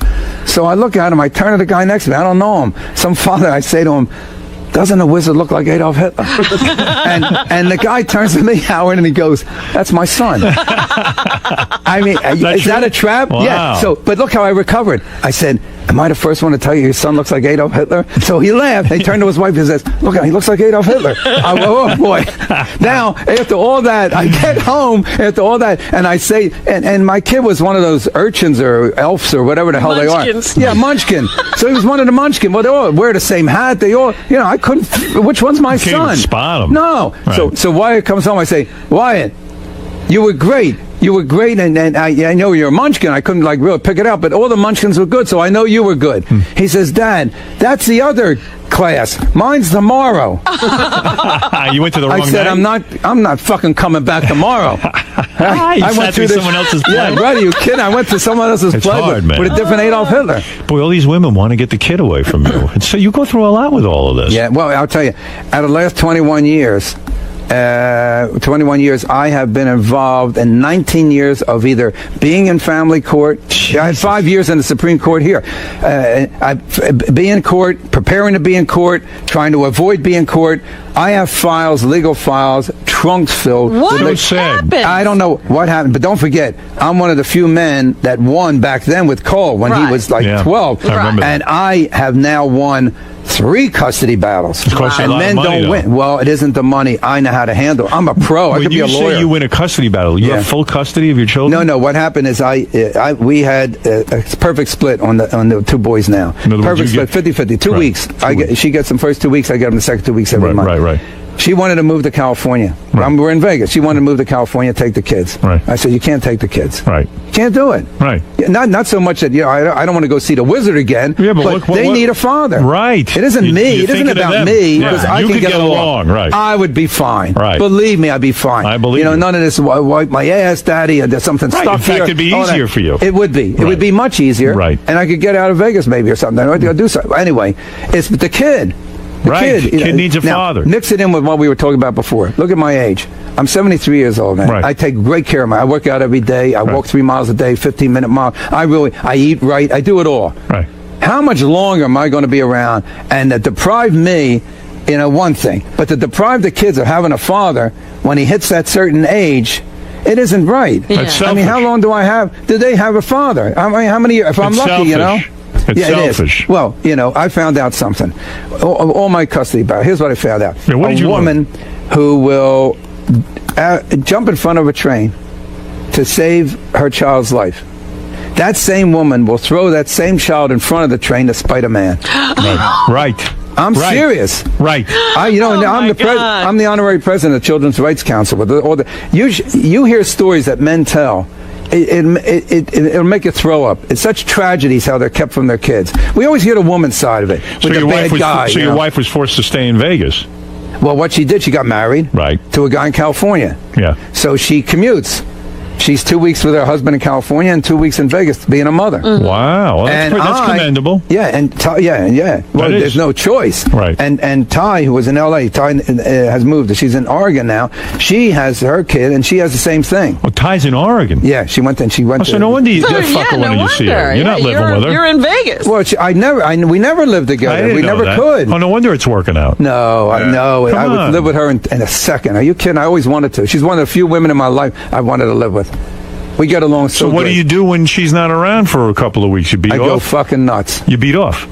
No, I don't. I haven't beat off since I'm 14. Are you serious? Yeah, I don't know why. Well, I never had to. Now I really should. Yeah. Yeah, I Maybe really you should take that up. Yeah, take it up. Very good. Thank you, Howard. Mary Ann from Brooklyn, say hi to David Brenner. You can go to Oh my davidbrenner.com. God, David Brenner, I am a long-time huge fan. I saw you years ago, maybe 100 years ago at Pips. I can't believe you're 73 years old. Thank you. Howard, he's got Facebook, Howard. I just Facebooked you, David. I love you, and I'm coming on your tour. And when are you going to be in New York City? I'm going to start in Philly. It's my birthplace, and I'm going to end it in New York because it's the birthplace of my career. I'm coming to see you. Okay. All right, Mary. All right, Are you thanks a still lot. friends with Joan Rivers, or you guys? Yeah, broke up? no, You we're friends. No, we're friends. You got any enemies? Well, yeah, I must Showbiz have. enemies? I must have enemies. Yeah. You know, guys. I love feuds. I love showbiz Yeah, feuds. I think there are Nobody guys you who hate? pissed off at me. Anybody you hate? No, I You wouldn't never say that. you never banged Joan Rivers, did you? No, Oh, thank God. no, I didn't bang Joan, But I didn't go with too many people in the business. I'm always Did looking. you ever have any real famous girlfriends? You probably went that route for a while. A little famous here or there. Yeah. Look, I was with surgeons, secretaries, part-time No work. famous chicks besides Ty? Very few. Very, very few. Very few. I like women for what their essence. I don't like them because they're famous and all that. I could have had all the famous women, but I'd rather have somebody who's a teacher in a school. But who's that one you keep thinking about? That one famous Probably Mom's Mabley. Worked with her. Mom's Mabley, what a great comedian. She was great. She actually, she was at the Apollo doing a show, and, she always went, my husband, he's so ugly, I burn him upside down. Let him dig his way out of that shit. That was Mom's Mabley. So she suddenly collapses it on the stage. And everybody's like, and then she starts joking about being old, and she starts talking, and she does like 25, 30 minutes laying on the stage, Wow. right? That place, they closed the curtain. She had a heart attack, man. And she went through her act. She finished her act. my That's goodness. impressive. Yeah, she was great. Yeah. Your dad was in vaudeville? I didn't know your dad was in show Yes, business. he was a comedian, song and dance man. He had a contract where his best friend was Vernon Dent, he's the big guy in the Stooges, Three Stooges. He has the mustache. Your dad worked with the Three Stooges? He had a contract to do movies with him. He came back to Philadelphia from California. He was a young guy. Yeah. And my grandfather was one of the top rabbis in Philly and gave him the speech. You can't work on Shabbat, Friday nights. You can't do a job you can't work Friday nights until Saturday. But unlike Eddie Cantor, Al Jolson, who defied their father, father listened to his father. And he did do the movies with the Three Stooges? No, he missed show. He never went on stage again. Wow. But then he lived vicariously through me. Wow, how sad. I mean, Yeah, to work I with the know. Three Stooges, to me, the Three Stooges were the greatest. They were Philly guys, three Right. Jews from Philly, I know. from South Street. I love those guys. Yeah, fabulous. All right, so listen, man, it's all Yeah. good. I'm happy for you. Thanks. I mean, you're doing well. I mean, Yeah. you seem like you're in a good You place. give us hope. Yeah. It's not over after a certain age. And I ought to do commercials and everything. Look, and I have nothing done to me. I mean, I'm afraid of a knife, I'm afraid. You never had a nose job or a... Howard, we both had nose jobs, okay? You want to fucking lie about things, there's a great lie. I had a nose job. Well, so did I. Mine was huge. Let me see. You Turn had a it nose side. job? Turn it. Mine was like, I had a big nose. Turn around. Let me What do see. you mean? Let me see the profile. See? No, what the fuck? You got to sue the doctor if you had a nose job. I don't believe that. Jeez. Come on. Oh, please, Howard. What is it, Matthew? One last question for David Brenner. You have the floor. Go ahead, Matthew. Yeah, hi. Hey, Howard. Thanks for taking my call. Richard, it was a great interview. I didn't know a whole lot about your age and about your legal stuff. I just hope it doesn't get you into trouble getting into airports with a fake ID.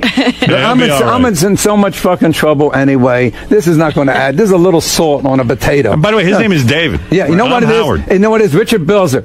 Richard Belzer and I they confuse us all the time. Do they really? Yeah, they come up to Richard and they say, David Brenner. You know, I don't know why. He's an old guy with big ears. I mean, what the hell? What happened, Richard Belzer? Listen, I love Belzer.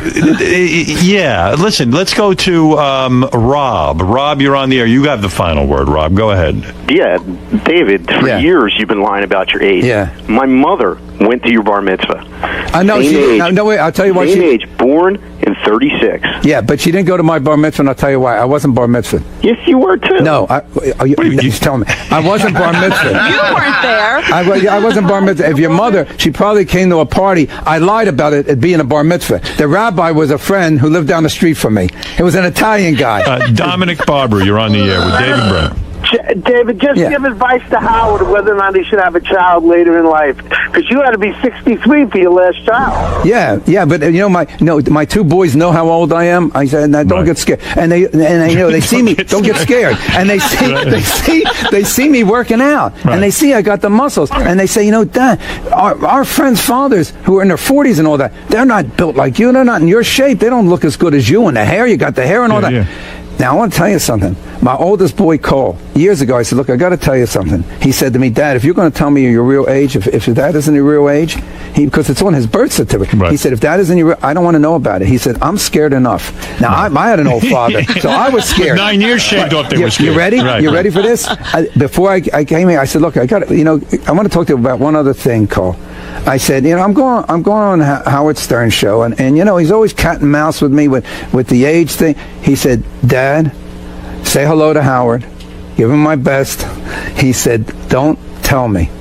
He doesn't want to know. Really doesn't want to know. I'm wondering. He might think you're 85. I talked to him last night, and we didn't say anything, but I'm wondering if he's going to listen to radio. And if he does, I wanted to tell him myself in case it came out. Yeah. But now I'm afraid one of his friends is going to come in and say, boy, your father's a fucking old guy. He had you. He must have had cobwebs on his dick when he had you. You know what I mean? It's going to be one of those things. But what about what Dominic is saying? Dominic's hung up. He says he thinks I should have children. I'm at the happiest point. I had 3 kids. Howard, my wife is happy. Right. She's not looking for children. We're so happy together. Howard, it would ruin it. Let me tell you something, Howard. They say that children change your life. You want to know something? They fucking ruin it. I love my kids, but my life would be. You remember my life, sailing the world, having, very, very much my life, my life. All about not living in the place because I have to. Where's the closest school? Who gives a shit? Right. You know what I mean? Yeah, right. I don't want the school near me. I don't want the kids even walking by my house on the way home. I don't want the fucking kids around me. And see, a lot of people don't admit this. Okay, look, men feel this way. Kids are they're like hemorrhoids. Even when they're perfect, they're a pain in the ass. You know what I mean? They change your whole life to a point where you don't want to go. Right. If you're happy, look, someone once said, happy. If you're, here's my definition of happy. It's not original. It's doing what you love to do in a place you don't want to leave. Right. Now think about kids. What they will do to interfere with your job, what they will do with where you live, things like that. And you sacrifice it, and then they get to be teenagers, and they're out there hating your guts. I'm lucky I look as good as I do. Right. My Cole was a terror, and then he's the most wonderful man. Right. He's fabulous. Right. Best guy. Now Slade is 13. Right. What a terror. What a fucking pain. He's got the hip hop music playing, blaring. He comes in, he's arrogant. He won't do his schoolwork. He's a straight A student. Now he's like, I said, I'm going to read your report card upside down because it's all like at the bottom of this fucking list. I mean, he's wonderful. He's funny. So the answer is, don't have kids. Right. That's what I said. And I don't want that. You got your daughters. What do you need? I got daughters. But I know. What do you need? What do I need? You did it. Right. And believe me. So why did you do it? You know what? The first one was an accident. Listen to this. The first one was an accident. Well, you're too old to be having accidents. No, accident. Look, I haven't worn rubber. When I was 14, I tried a rubber, and I said, "What is it? This is fucking nuts. This is like putting a helmet over your head." Oh, wait a second. With Thai Babylonia, no rubber? I haven't used one since I'm 14. What do? You pull out? No. You come inside a woman? I got 3 kids. Yeah, but why don't you have 50? Maybe I do. Howard, I don't know. Are you serious? Yeah. Let's say you would pick up a chick and you go to bed with her. One-nighter. You've had those. Well, before AIDS. Right. Yeah. And you would come inside a woman? Yeah, when AIDS hit, that scared me. Now I started to settle down with like one. You know what I mean? Right. You said, well, I better get serious about I better this. start to, Understood. really be, right. But yeah, you mean to tell me when you're with a woman, you always ejaculate inside of her. Yeah. And if it happens, it happens. If it doesn't, it doesn't. Yeah, well, a couple of them tell you stories. That's so crazy. Yeah, but they tell you So you're stories. expecting the woman to be doing something about this? Well, they have the pill. They have a pill. You When they get a believe headache, them? they take 2 aspirin. Why can't they take the pill? You believe they have the pill? Well, that's the problem. Sometimes they lie to you. Look, I had the first one accidentally. Why was it an accident? Did she say she had her pill and she didn't? Yeah, it's one of those. If it happened 2,000 years ago, we'd have another savior. You know what I mean? One of those jobs. You know what I'm saying? So. But then the second one was because Elizabeth, after caring for Cole during the custody battle, she suddenly changed her mind and said she wanted to have a kid. And so we had Slade, and then Wyatt was another accident. An accident in this sense, we lost a child, and going into the operating, and she was really in bad shape, and she has embolism, so she could have lost her life. So I held her hand, and going into the operating room, and she said, "Promise me that we'll have another." All of a sudden, she said, "Promise me we'll have a child to replace the one we're losing." Right. That was an accident. The one we were losing was an accident, and I said, "Hey, what are you going to say?" No, go in there and good luck. I hope you live. But why not pull out? Yeah. Why not pull out and finish on their stomach? Because it's a different feeling. Wow. It's like vomiting and keeping your mouth closed. You know what I mean? It just doesn't work. Wow. There's I no always feeling. wear a rubber. Why? Always. You're with your one. Oh, I don't want her to get pregnant. Oh, but come on, if she doesn't want a child, she'll tell you and she'll have the protection. No, she seems does not like believe a in abortion. lovely, honest woman. She said one thing: I don't want to have a child, but if you got me pregnant, I would not have an abortion. And I said, then I got to wear a rubber. Yeah, well, I'm not. Yeah, that's I a believe in controversial abortion. thing. Yeah. I believe in abortion as birth control. Well, I believe think of that? it's a woman's right. A woman's right. She has the final word. I'm not sure about it. I was a mistake child. I was an accident. I had a feeling you were. Yeah, well, obviously, look at me with my madness and everything. Who wants this? You could tell when I was born, I was fucked up. I believe I'm a mistake as well. There must be a bunch of accidents in this room. I've been a mistake ever since. I at the night of conception until this very moment, I am a mistake child. Yeah. Wow. Yeah, but the I whole can't feeling's believe you don't different. use a rubber. How do you not have 50 How kids? do you use a rubber? Do you? Oh, I love it. You I take like a it bath better. with a suit on. There's no feeling. I don't. It's too much contact without the rubber. I like it. He's telling you how quick he is, and he's wearing a rubber. I come so fast with the rubber. If I didn't have one on, it would be over before I even got in there. It would just be. And what do you do? Then you go in and you pour it in the toilet. I mean, what are you doing with it? Yeah, I throw it in the Or say, toilet. here's to you, I and throw it you in know the what? toilet. Head toast. I'm telling you, man. I'm telling you, the feeling without it, it's day and night. I tried it when I was 14. Well, I had kids, so I know what it's like. Yeah, but, well. and before AIDS and all that in college, girls were on the pill. I would bang them without anything. Yeah, right. Well, it's a price you're going to pay, but the enjoyment's worth it. I mean, I can't believe you come inside chicks like that. Yeah. I mean, it's perfect strangers. Well, they're not perfect strangers. But I'm just saying, girls you meet. We said hello. We talked a few minutes. I said, where'd you go to school? I know things about them. It's time to have sex. But you can ruin your life if you have a kid with these. You know these women. No, you were a target. Look at me. Of course I was a target. I did. Howard, what do you mean I could have? What do you mean I could have? You should have had 50 based on what you're telling me. Maybe I do. But no, they would come after all the times in custody court, pulling myself away from the Tonight Show, all that kind of stuff. I can't believe what you're telling me. From a kid. But you know what? And the kid, to save a kid is worth anything. To have a kid's another story, but once you have a kid, you do everything in the world to make that kid the happiest kid he could ever be. Sure, and I admire you for that, but I just can't believe what you're telling me. I can't even believe it.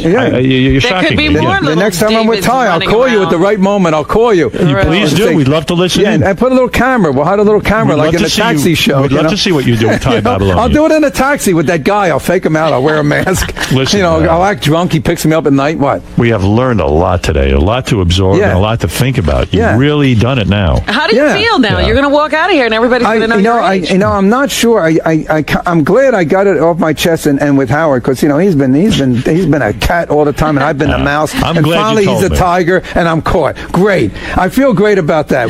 Because that's the only dishonest thing I ever said to the guy. I'll say anything that's truthful. No. But I think on the way back to the hotel, before I go to the airport, I'm going to start to have pains I've never had before. I think We'll see. it could be Dorian Gray. There might be a picture of me, that looks so young, and now it's getting old, and I'm done. I don't know. I don't know. I would start lying again. Let's pretend this never I want to happened. lie about something else, though. Yeah. I want to lie that I have a tooth. I have fake hair. Maybe that's general That's enough. a good one. Yeah. He's the greatest. David Brenner, everybody. Yeah, baby. Boy, I got away with murder. I lied the whole show was nothing but lies. It's why, except for the tour. All lies. Isn't that great? You finally got it off your chest. Yeah, well, he has been playing with this maybe 20 years. Always suspicious. Then all of a sudden they bring up, he says, so how you feeling? So how old are you again? He's been toying with me all these years. Right? So, I think he always knew. He knew something was up. I figured, if I was ever going to open up and tell the truth, I have to do it with Howard. Because he earned it, man. Yeah. So how was it, man? It was fabulous. It's another, I have never been on a show where we haven't together each taken a bat and hit a home run. This is what Howard, this separates him from everybody. It always has. I used to do it when he had to play music over there at one of the network shows. I stopped in after Studio 54 night because I heard him on the air. I heard him in Washington. I said, I got to do that guy's show. He's great. And I just popped in on him. I think I was one of the first celebrities to do it. Yeah. It's always good hanging out with Howard. Right? Oh, please. He's a gem. He's the best. He's one of a kind. He's the greatest. Yeah. All right. Thanks for stopping by. This is the best of the wrap-up show. A recap and behind-the-scenes look with John Hyde and Gary Dell'Abate. The best of the wrap-up show begins now. Hey, it's Gary Dell'Abate, Baba Booey. On Monday's wrap-up show, we talked about a guest we had on that morning, Brian McNamee. I thought he was an interesting guest, and there was a lot of baseball talk, and we found out some interesting things.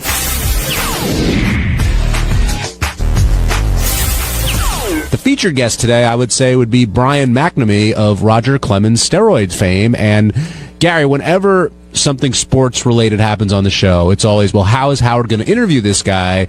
Because he doesn't really know what's going on in the world of sports. See, I think that's a big plus for Howard when he's interviewing sports people. And the great thing with Brian McNamee today, Howard has no agenda. He's not a huge Yankee fan, so he doesn't fall on that side. He's not a huge Roger Clemens hater. He doesn't fall on that side. Howard really doesn't give a shit. He just wants to know what the story is. Now, what do you think McNamee expected today? Because halfway through, he gave him the look. Like, when are we going to talk about this other thing? I got to tell you, they contacted me to come on the show, and I'm still not sure why. I mean, I'm glad that they did. It was a weird interview. It's much more interesting visually. Yeah. He takes these long pauses. He's really trying not to say the wrong thing, which I'm not sure what that is. But, I don't know why. They contacted the Howard Stern show of all the press. I thought that was a riot. So I felt I had to book him. Did you think he was nervous sitting there on the couch? Yes, he was. You could see he was physically a little shaky. He was very nervous to be here. All right, now what do you do in his position? He says the feds came to him. He almost said he had no choice at that point, even though Clemens had bailed him out of something earlier on. I thought that when Howard was, Howard was sort of taking the side, hey, he helped you out. He was a good friend to you. He helped out your kid. Take the bullet for him. I know for a fact Howard's not going to jail for anybody, no matter what. And I thought that was sort of a weird, side to take. I'm not saying that Brian McNamee is the greatest guy in the world, but I can't think of a situation where I'd go to jail for a friend. Do you think he was calculated in saving those needles or just doing his job? No, I think he was calculated. I think he knew he was involved with something that was very wrong with somebody at a very large level, and he figured, I'm holding on to these in case I ever need to cover my ass. Now, a lot of people didn't realize that he was a former cop. And I didn't either. A cop for a long time, He too. sounded like a cop, didn't he? He did. All right, so do you think that McNamee was jealous of Clemens and the life he was leading? Howard asked him that question. I don't know. I mean, McNamee didn't. If he would have just showed up one day and say, "Hey, look at me. I'll tell you a story. Here are these needles I got. I've got all these diaries. I've got these phone recordings," then I would say yes. But he wasn't looking to get involved in this. The authorities found him, and they were like, "Listen, we got you. So start talking, or else." So I don't know if I feel like there was any sort of vengeful thing done. I think it got vengeful after it got started. Then it got like an ugly divorce. But I think that when he first got involved in it and throwing Roger under the bus, if that's what you want to call it, I think that was him saving his own ass. You think Clemens is a Hall of Famer? Yes. Regardless of how this turns out? I really do not like Roger Clemens at all. I didn't like him when he came to the Yankees.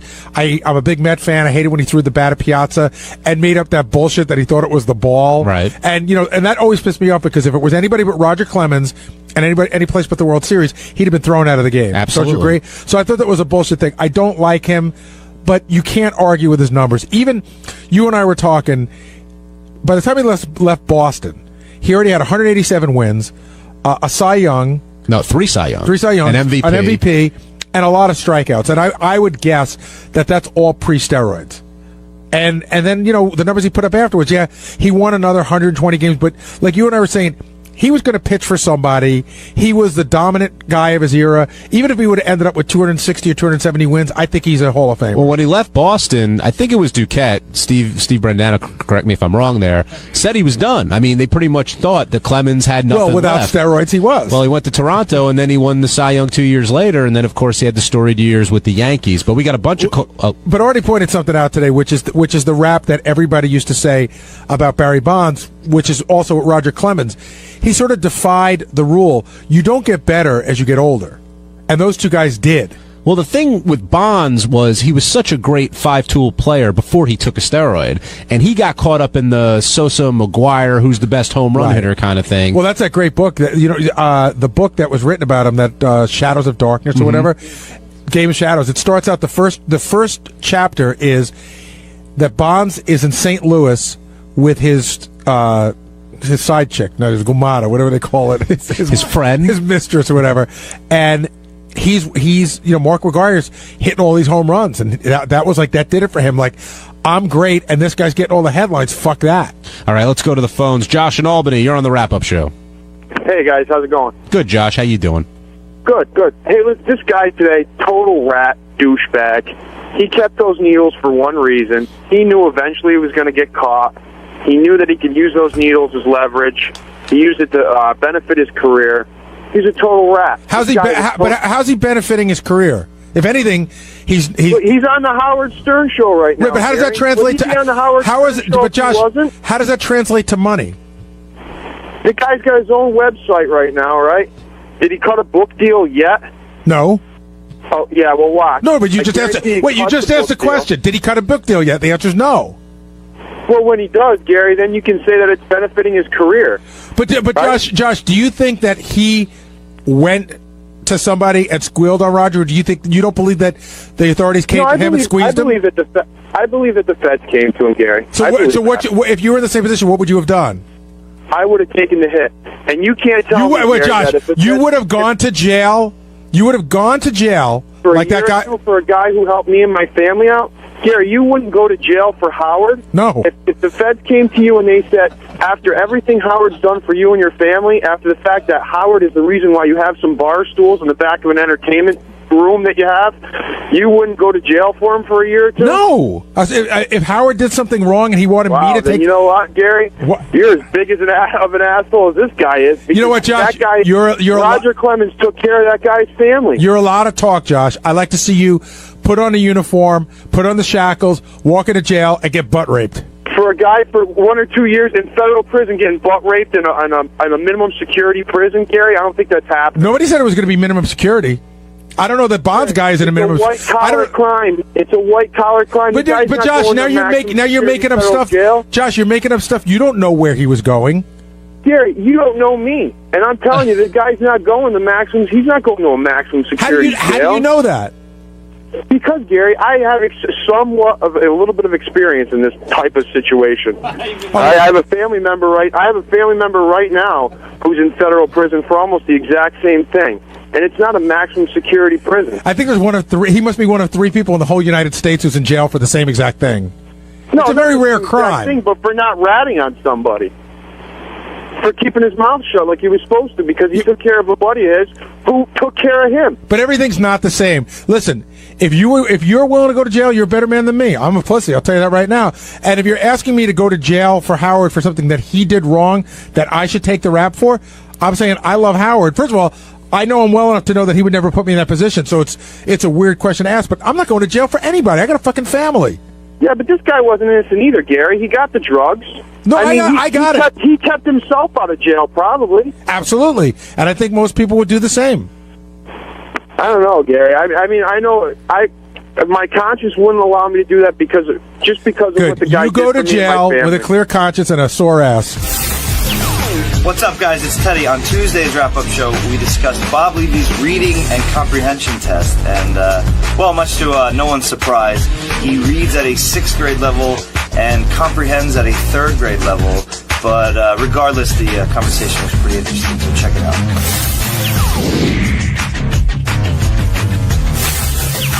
With Levy and the reading test, can you explain what was going on there? Because Levy was here. I get in pretty early, and Levy was here before I was here this morning. So we brought him in early. Jason handled this mostly. He kept me in the loop. So we had this guy that administers reading tests to people, and he said he was going to need around 45 minutes or an hour or so.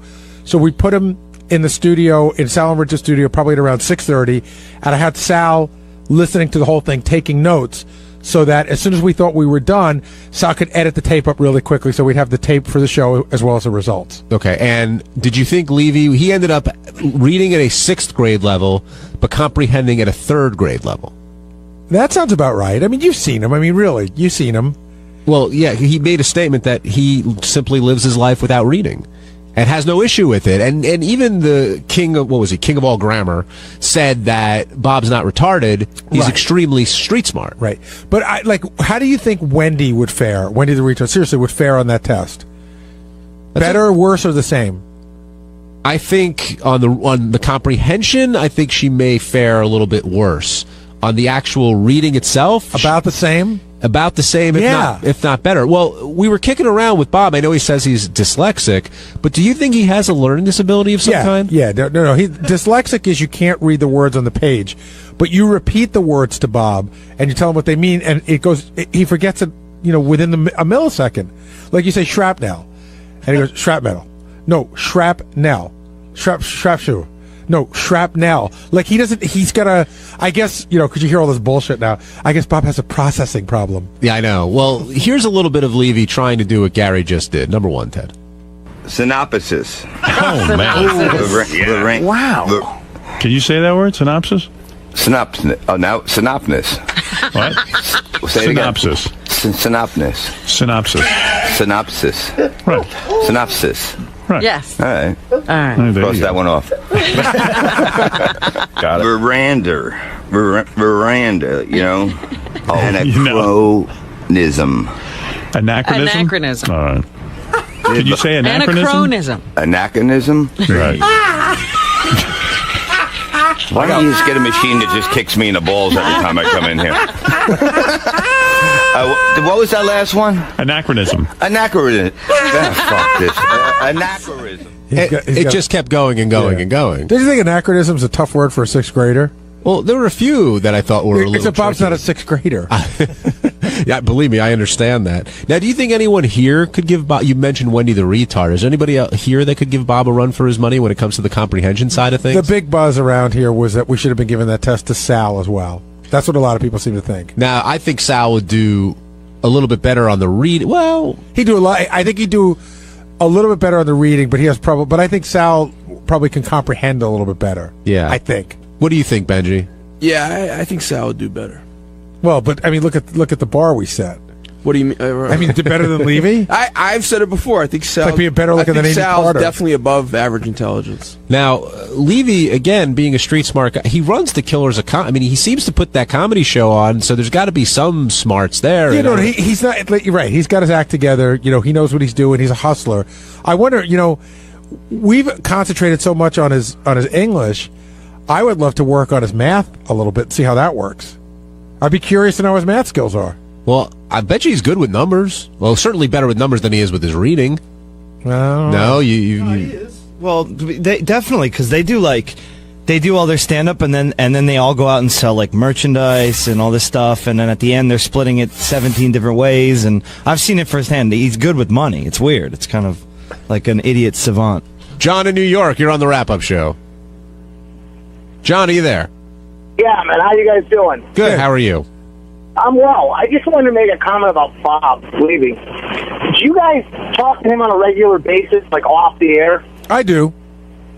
How does he function? I mean, how does he get through daily life just being so fucking ignorant? But not being able to read, there's other things that he does know, and he gets through life, he's clearly adjusted. If he needs somebody to help him read stuff or however it works, or he reads what he needs to read, he gets by that way. But because he can't read doesn't make him stupid. Right, I think people are misunderstanding something. If the passage was read to him, he would probably understand it at the same level we would. Yeah, but that's how many people get to have that done. Right, but I'm saying, when you're in discussions in everyday life, it's just that he can't read it. Right, but there's also a huge amount of everyday life that requires some amount of reading. So when he reads the paper, he doesn't understand what he's reading? He's not reading the paper. Based on this test today, he wouldn't have that great a comprehension, but if someone read it to him, I think he would understand it. Let's go to Iowa and talk to Ken. Ken, you're on the wrap-up show. Hey, Johnny, Gary, how are you guys this morning? Hey, Ken, what's up? Nada. A couple things for you real quick. First of all, with Levy, when you played those clips of him actually, trying to read sentences, it almost sounds like when you guys do the phony phone calls and you take, like William Shatner's voice and you cut and paste sentences together. You know what I'm saying? Like you have him saying, "I suck a big black cock," but they took different words and they cut and paste them together. That's what Levy sounds like when he reads. That's a great idea. We should have Levy read things like "I suck a big black cock" and see if it sounds like that. I suck a big black cock. Hey, what's up? On Wednesday's wrap-up show, Robin came down. She wasn't taking any shit from anyone. First, she got right on the air, and Artie had been out that day, and she said that he's a drug addict, and, he's a jerk for not coming in or something like that. And then she got on Captain Sully, the guy who landed the plane in the Hudson River, saying he's no hero. He was just saving his own life. And then Ralph called in to yell at her and call her stupid. It was good shit. Check it out.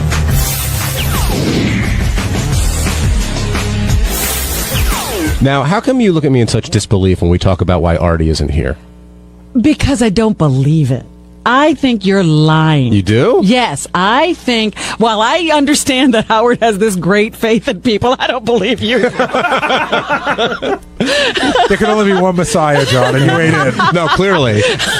But yet every time it comes up, you're on the we've talked about this, you're on the opposite end of things. You always think there's something afoot. But at this point, John, even you have to give up. If he didn't say what he said on the wrap-up show last week, I would agree with you. But it looked like there was something... How do you know that's true? I don't. As Gary would say. I don't. And it's drug-related, so it could be a lie. I understand how this works now. How do you know? It's drug-related, it can be a lie. Therefore, I don't know. John, It's at work, he's saying. How do you know Artie didn't do steroids in 2005? You don't. Although I saw him catch that pop-up in the softball game, so clearly he wasn't doing it. He's not doing steroids. All right, let's take a couple calls while we have Robin. Brian in Ohio, you're on the wrap-up show. Hey, now. Hi, Brian.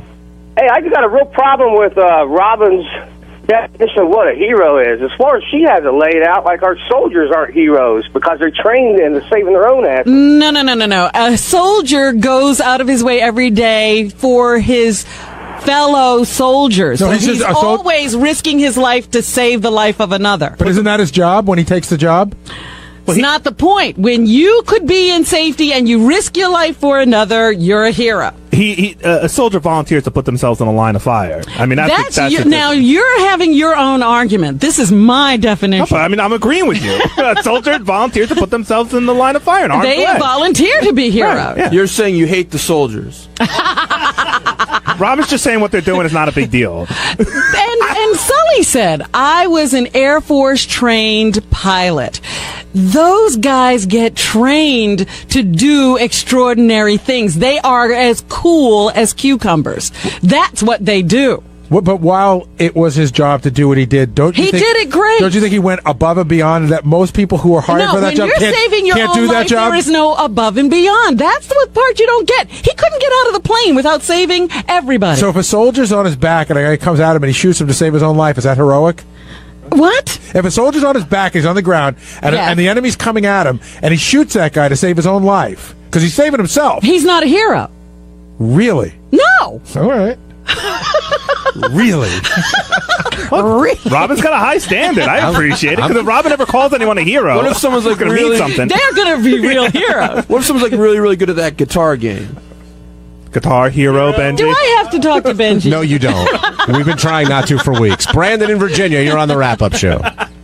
Hey guys, thanks for taking my call. I got a question for Gary and Robin.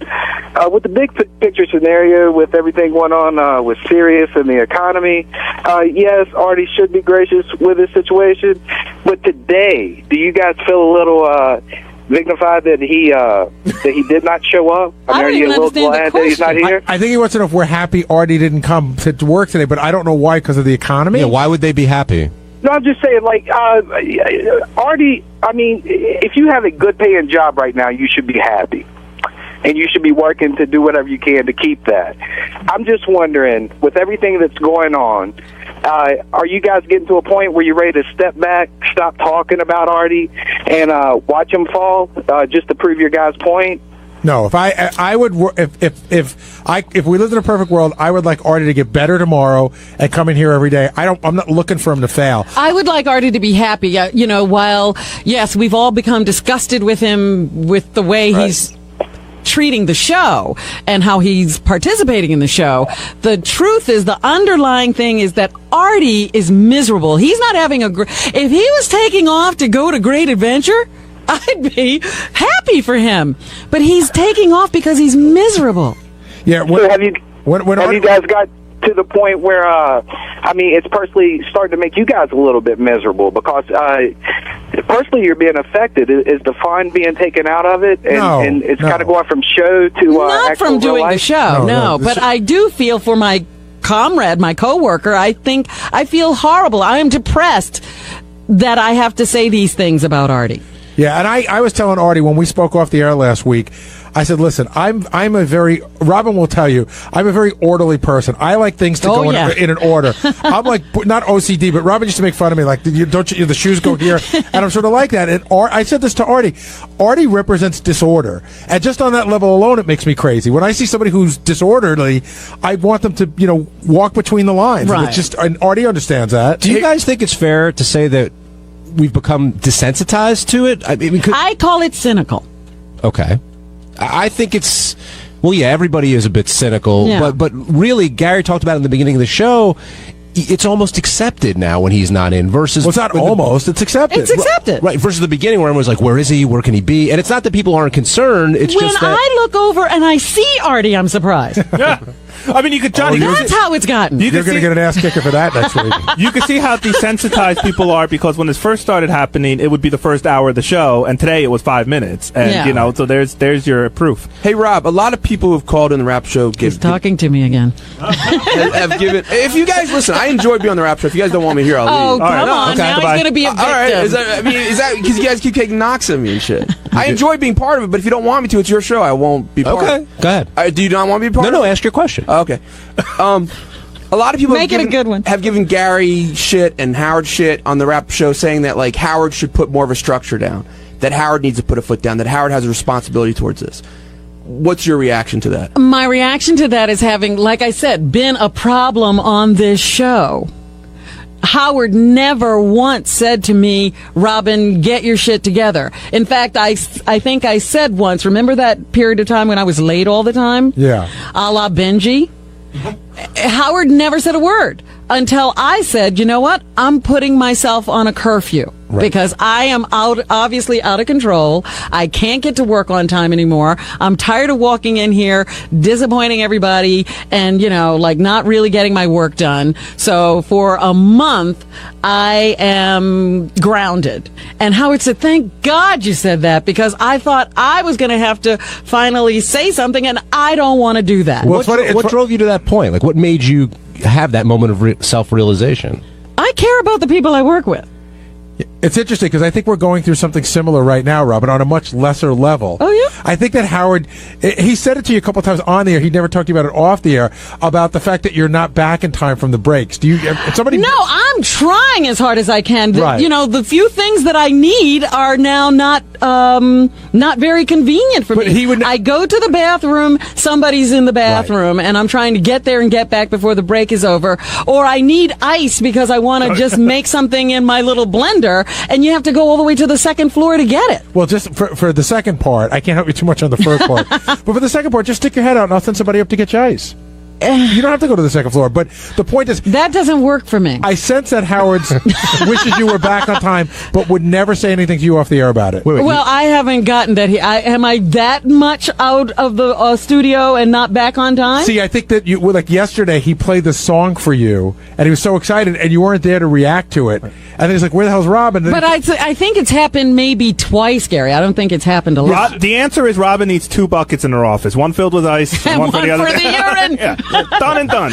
I'll have it tomorrow. So it doesn't work for you because you need to get your own ice? Yeah. But Robin, seriously, I'll get you ice or have an intern get you ice whenever you need but it. See, I'm not that kind of person. I need to get it for me. All right, I can tell you right now, I have a solution for you, and it's very easy. Because I don't want it all the time. I want it when I want it. At Target, they make this portable ice maker. It's $119. Oh, great! Then I'll you get plug that. it in, and you plug it in. It's a then bucket. I will get that. I'm just saying, it's really. I will get that. I have no objection to that. That's a solution. It's going to be like radio station. Exactly. You're going to hear that sound all throughout the show. Put it right in the studio. It's the size of like a steamer or a popcorn I will maker. get it because I really hate it when I can't get ice. Robin, what is that noise? That's just my ice machine. All right, I'm not sure if we're hitting the over or the under here, but Ralph Sorella is back. Hi, Ralph. He's under. You know what? I'm sorry. I just couldn't help it. First of all, I want Benji to leave. Wasn't Benji asking? If anybody's voting. Yeah, Benji leave.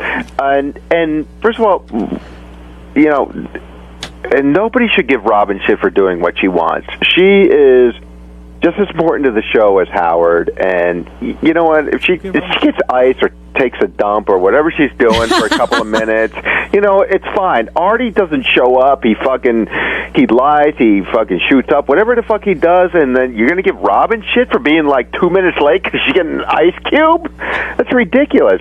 But I am in the building. yeah. At least you're showing up. But Ralph, you're saying it's impossible to be bothered by both of those things? Yes. If you put them in order and you look at them in perspective. But one has nothing to do with the other. Yes, it does. Because to you. Howard lets Artie get away with whatever the fuck he wants to do, so you can't call. But that's neither here nor there. I have my own personal work ethic. Well, and not just that, and I don't think Howard was legitimately upset, but it happened during the news when he turns to Rob. Like, that was the thing. If it happened at 7 o'clock, I don't think he would have said anything. But that was just at the news. And I think that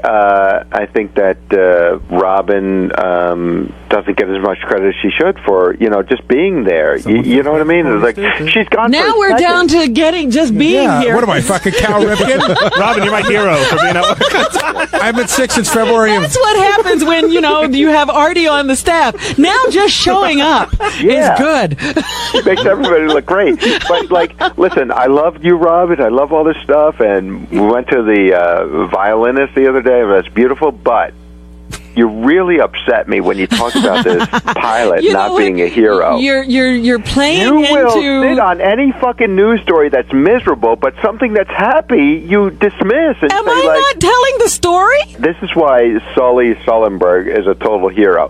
He walked that plane back and forth when it was sinking and made sure everybody was off the plane 2 times. That's true. All right, that's different than landing the plane. That's what people kept talking about, making him a hero. It's the job of a captain. Landing the plane. It's the job of a captain. Nobody ever did that before. He's amazing. He's a miracle Nobody worker. ever walked on the moon before. Oh, stop it. You're being silly. Oh, my God. You're being silly. You bring up a good example. The people went to the moon. Are they doing their jobs, or are they now, heroes? those guys are amazing because, no, they're not heroes. Stop it. They're This not guy heroes, landed but a they're plane in the amazing Hudson because River. they're sitting on top of a rocket.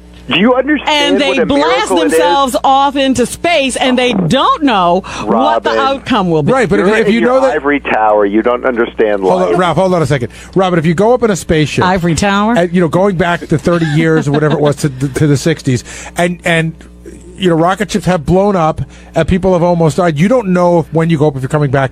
That's not heroic to take that chance to not know if risk. That's the same as getting on a motorcycle and trying to do a flip. No, because getting on a motorcycle trying to do a flip doesn't do anything productive for the world. Going up in the rocket ship. Well, if they and go doing up there research and they does. blow up, then Gary, it wasn't exactly like they were having a hard time for someone to volunteer for those missions either. I mean, people were killing themselves to get on that. If you ever flight. watch that series on HBO, which is amazing, From the Earth to the Moon, you really get a good idea of how dangerous it was and how these guys didn't know what was out there for them and took the chance. You're right, but those guys Robin, were risk takers. so here's the question. that's what I'm saying. They were risk takers as opposed to doing something for someone As part else of your criteria, and risking their life. Hold on a second. Hold on. They took a risk to go out and do things for this country. No, that's that was ultimately what came out of it. But they didn't make the planes. They didn't create the science. They're just sitting in the cave. I mean, was Neil Armstrong a hero when he pushed Buzz Aldrin out of the way to touch the moon first? Robin, you're being racist because it was all white guys. Oh, there you go. On Thursday's wrap-up show, surprise, the topic was Artie Lange. Artie came in this morning and started off the show really telling Howard that he couldn't deal with the schedule. And Howard took a strong line and said, you know what, let's talk. Maybe we'll work something out. And Artie was up for that, but he sounds depressed. So, of course, we talked about it. And, look, we hope the guy's okay. And we all hope it works out. And here's our conversation.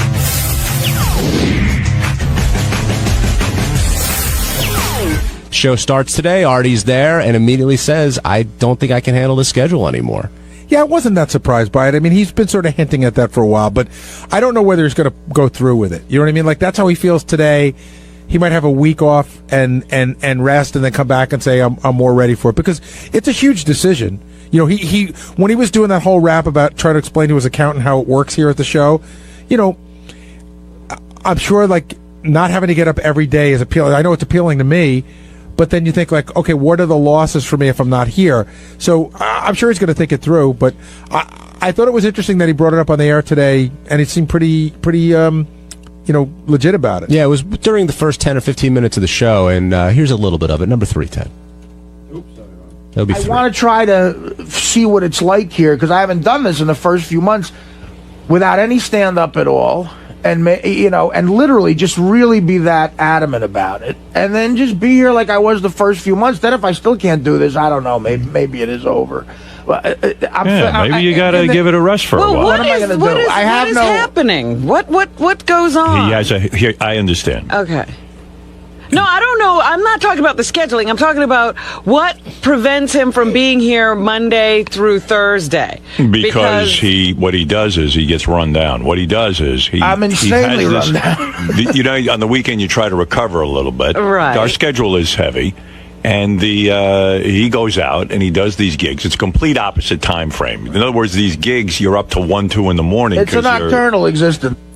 I mean, the stand-up definitely takes a toll. And going away every weekend takes a toll. Even if Artie was going to Miami, just flying away every weekend, sometimes you just need to be home and recharge. But Artie brought up something today that I thought was interesting that I want to address.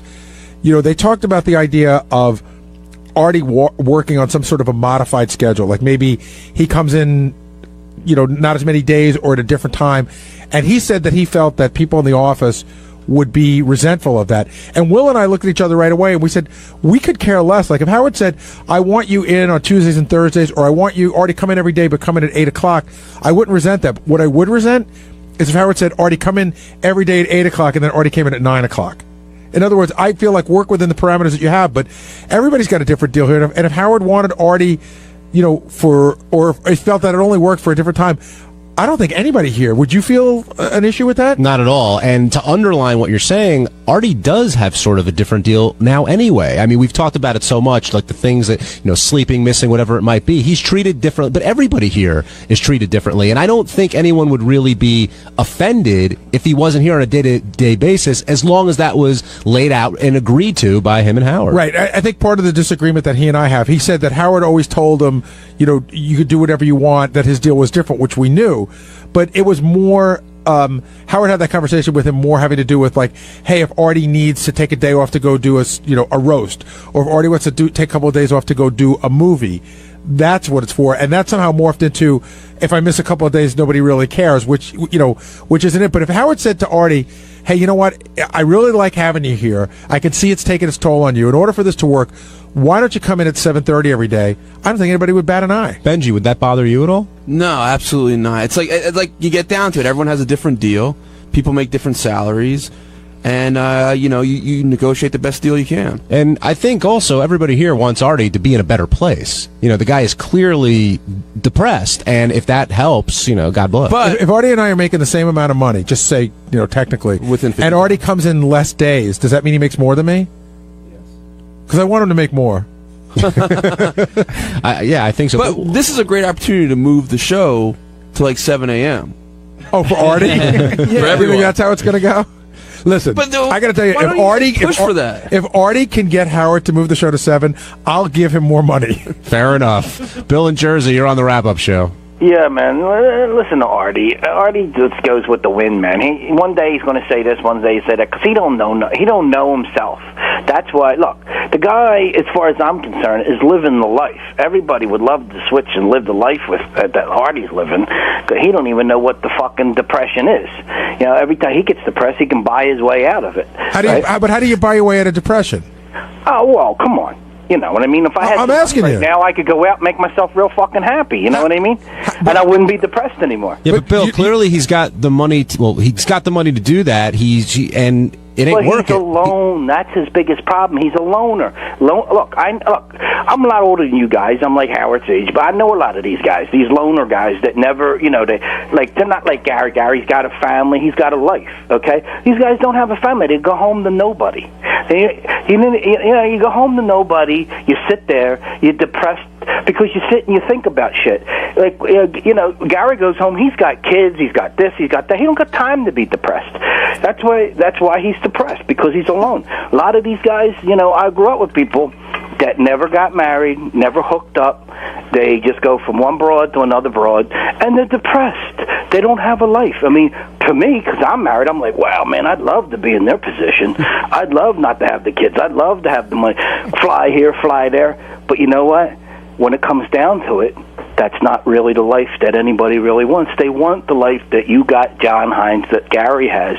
Artie will never have that life, as much money he ever has. He could have all the money in the world. He's never going to have that, and that's his problem. So you're saying he wants, like, the wife, the kids, the picket fence? Everybody wants it because it's the pressure of the society that we live in. It pressures you into it. And believe me, I'm telling you right now, if you can avoid having kids, and you could avoid being in the mainstream, and you can avoid the fucking schools and all that bullshit, do it. It's but you're saying that's what makes Artie depressed. Right. And I got to tell you, I think if you said that Lisa G feels that pressure from society, I totally agree. It's sexist. She's a woman. I don't believe that anybody's pressuring Artie to get married. No, I don't think Artie, in himself. I disagree. It's in his heart. I don't think Artie feels that pressure. I think Artie wishes that Artie wishes that. No, hold on. I think Artie wishes he had that because he'd like to have that, but I don't think he feels like, oh my God, everyone's got that, I have to have that too. No. It's not that everyone has it and he's jealous of everyone. It's just something it's like a natural thing. It's a part of life. You grow up, you graduate school, you have a girlfriend, you get married. It's kind of that thing. And when you don't do that, you feel out of it. I know that from friends of mine. But I think that's why Ralph is a Vulcan, because he's exactly the way you described. Ralph's a faggot. No, he's not. You know what I mean? But Ralph really is sort of Artie without the depression. He's very happy. He's Artie without the money. He has depression. But even if he had the money, but he's happy being alone without the money. If he had the money, he'd be even happier. Well, Bill's also saying that Artie's... I'll switch with you in a second, Gary. Who, Ralph? Yeah, because to have the wife and the family. No, never. That's what it's No, he wouldn't. You don't know Ralph. He's perfectly happy the way he is, and that's him. Well, because he knows that he's a faggot, and he's never going to have that. He wants a guy, you know what I mean? But he's in denial. He's one of those homos that are in denial. He's not gay. I'm telling you. He is gay. He just doesn't know it. I know a lot of guys like that. There's a lot of guys that float around and Bill knows a lot of guys. Yeah. All right, thanks, Bill. Appreciate your call. Apparently, Bill thinks Artie's biological biological clock is ticking.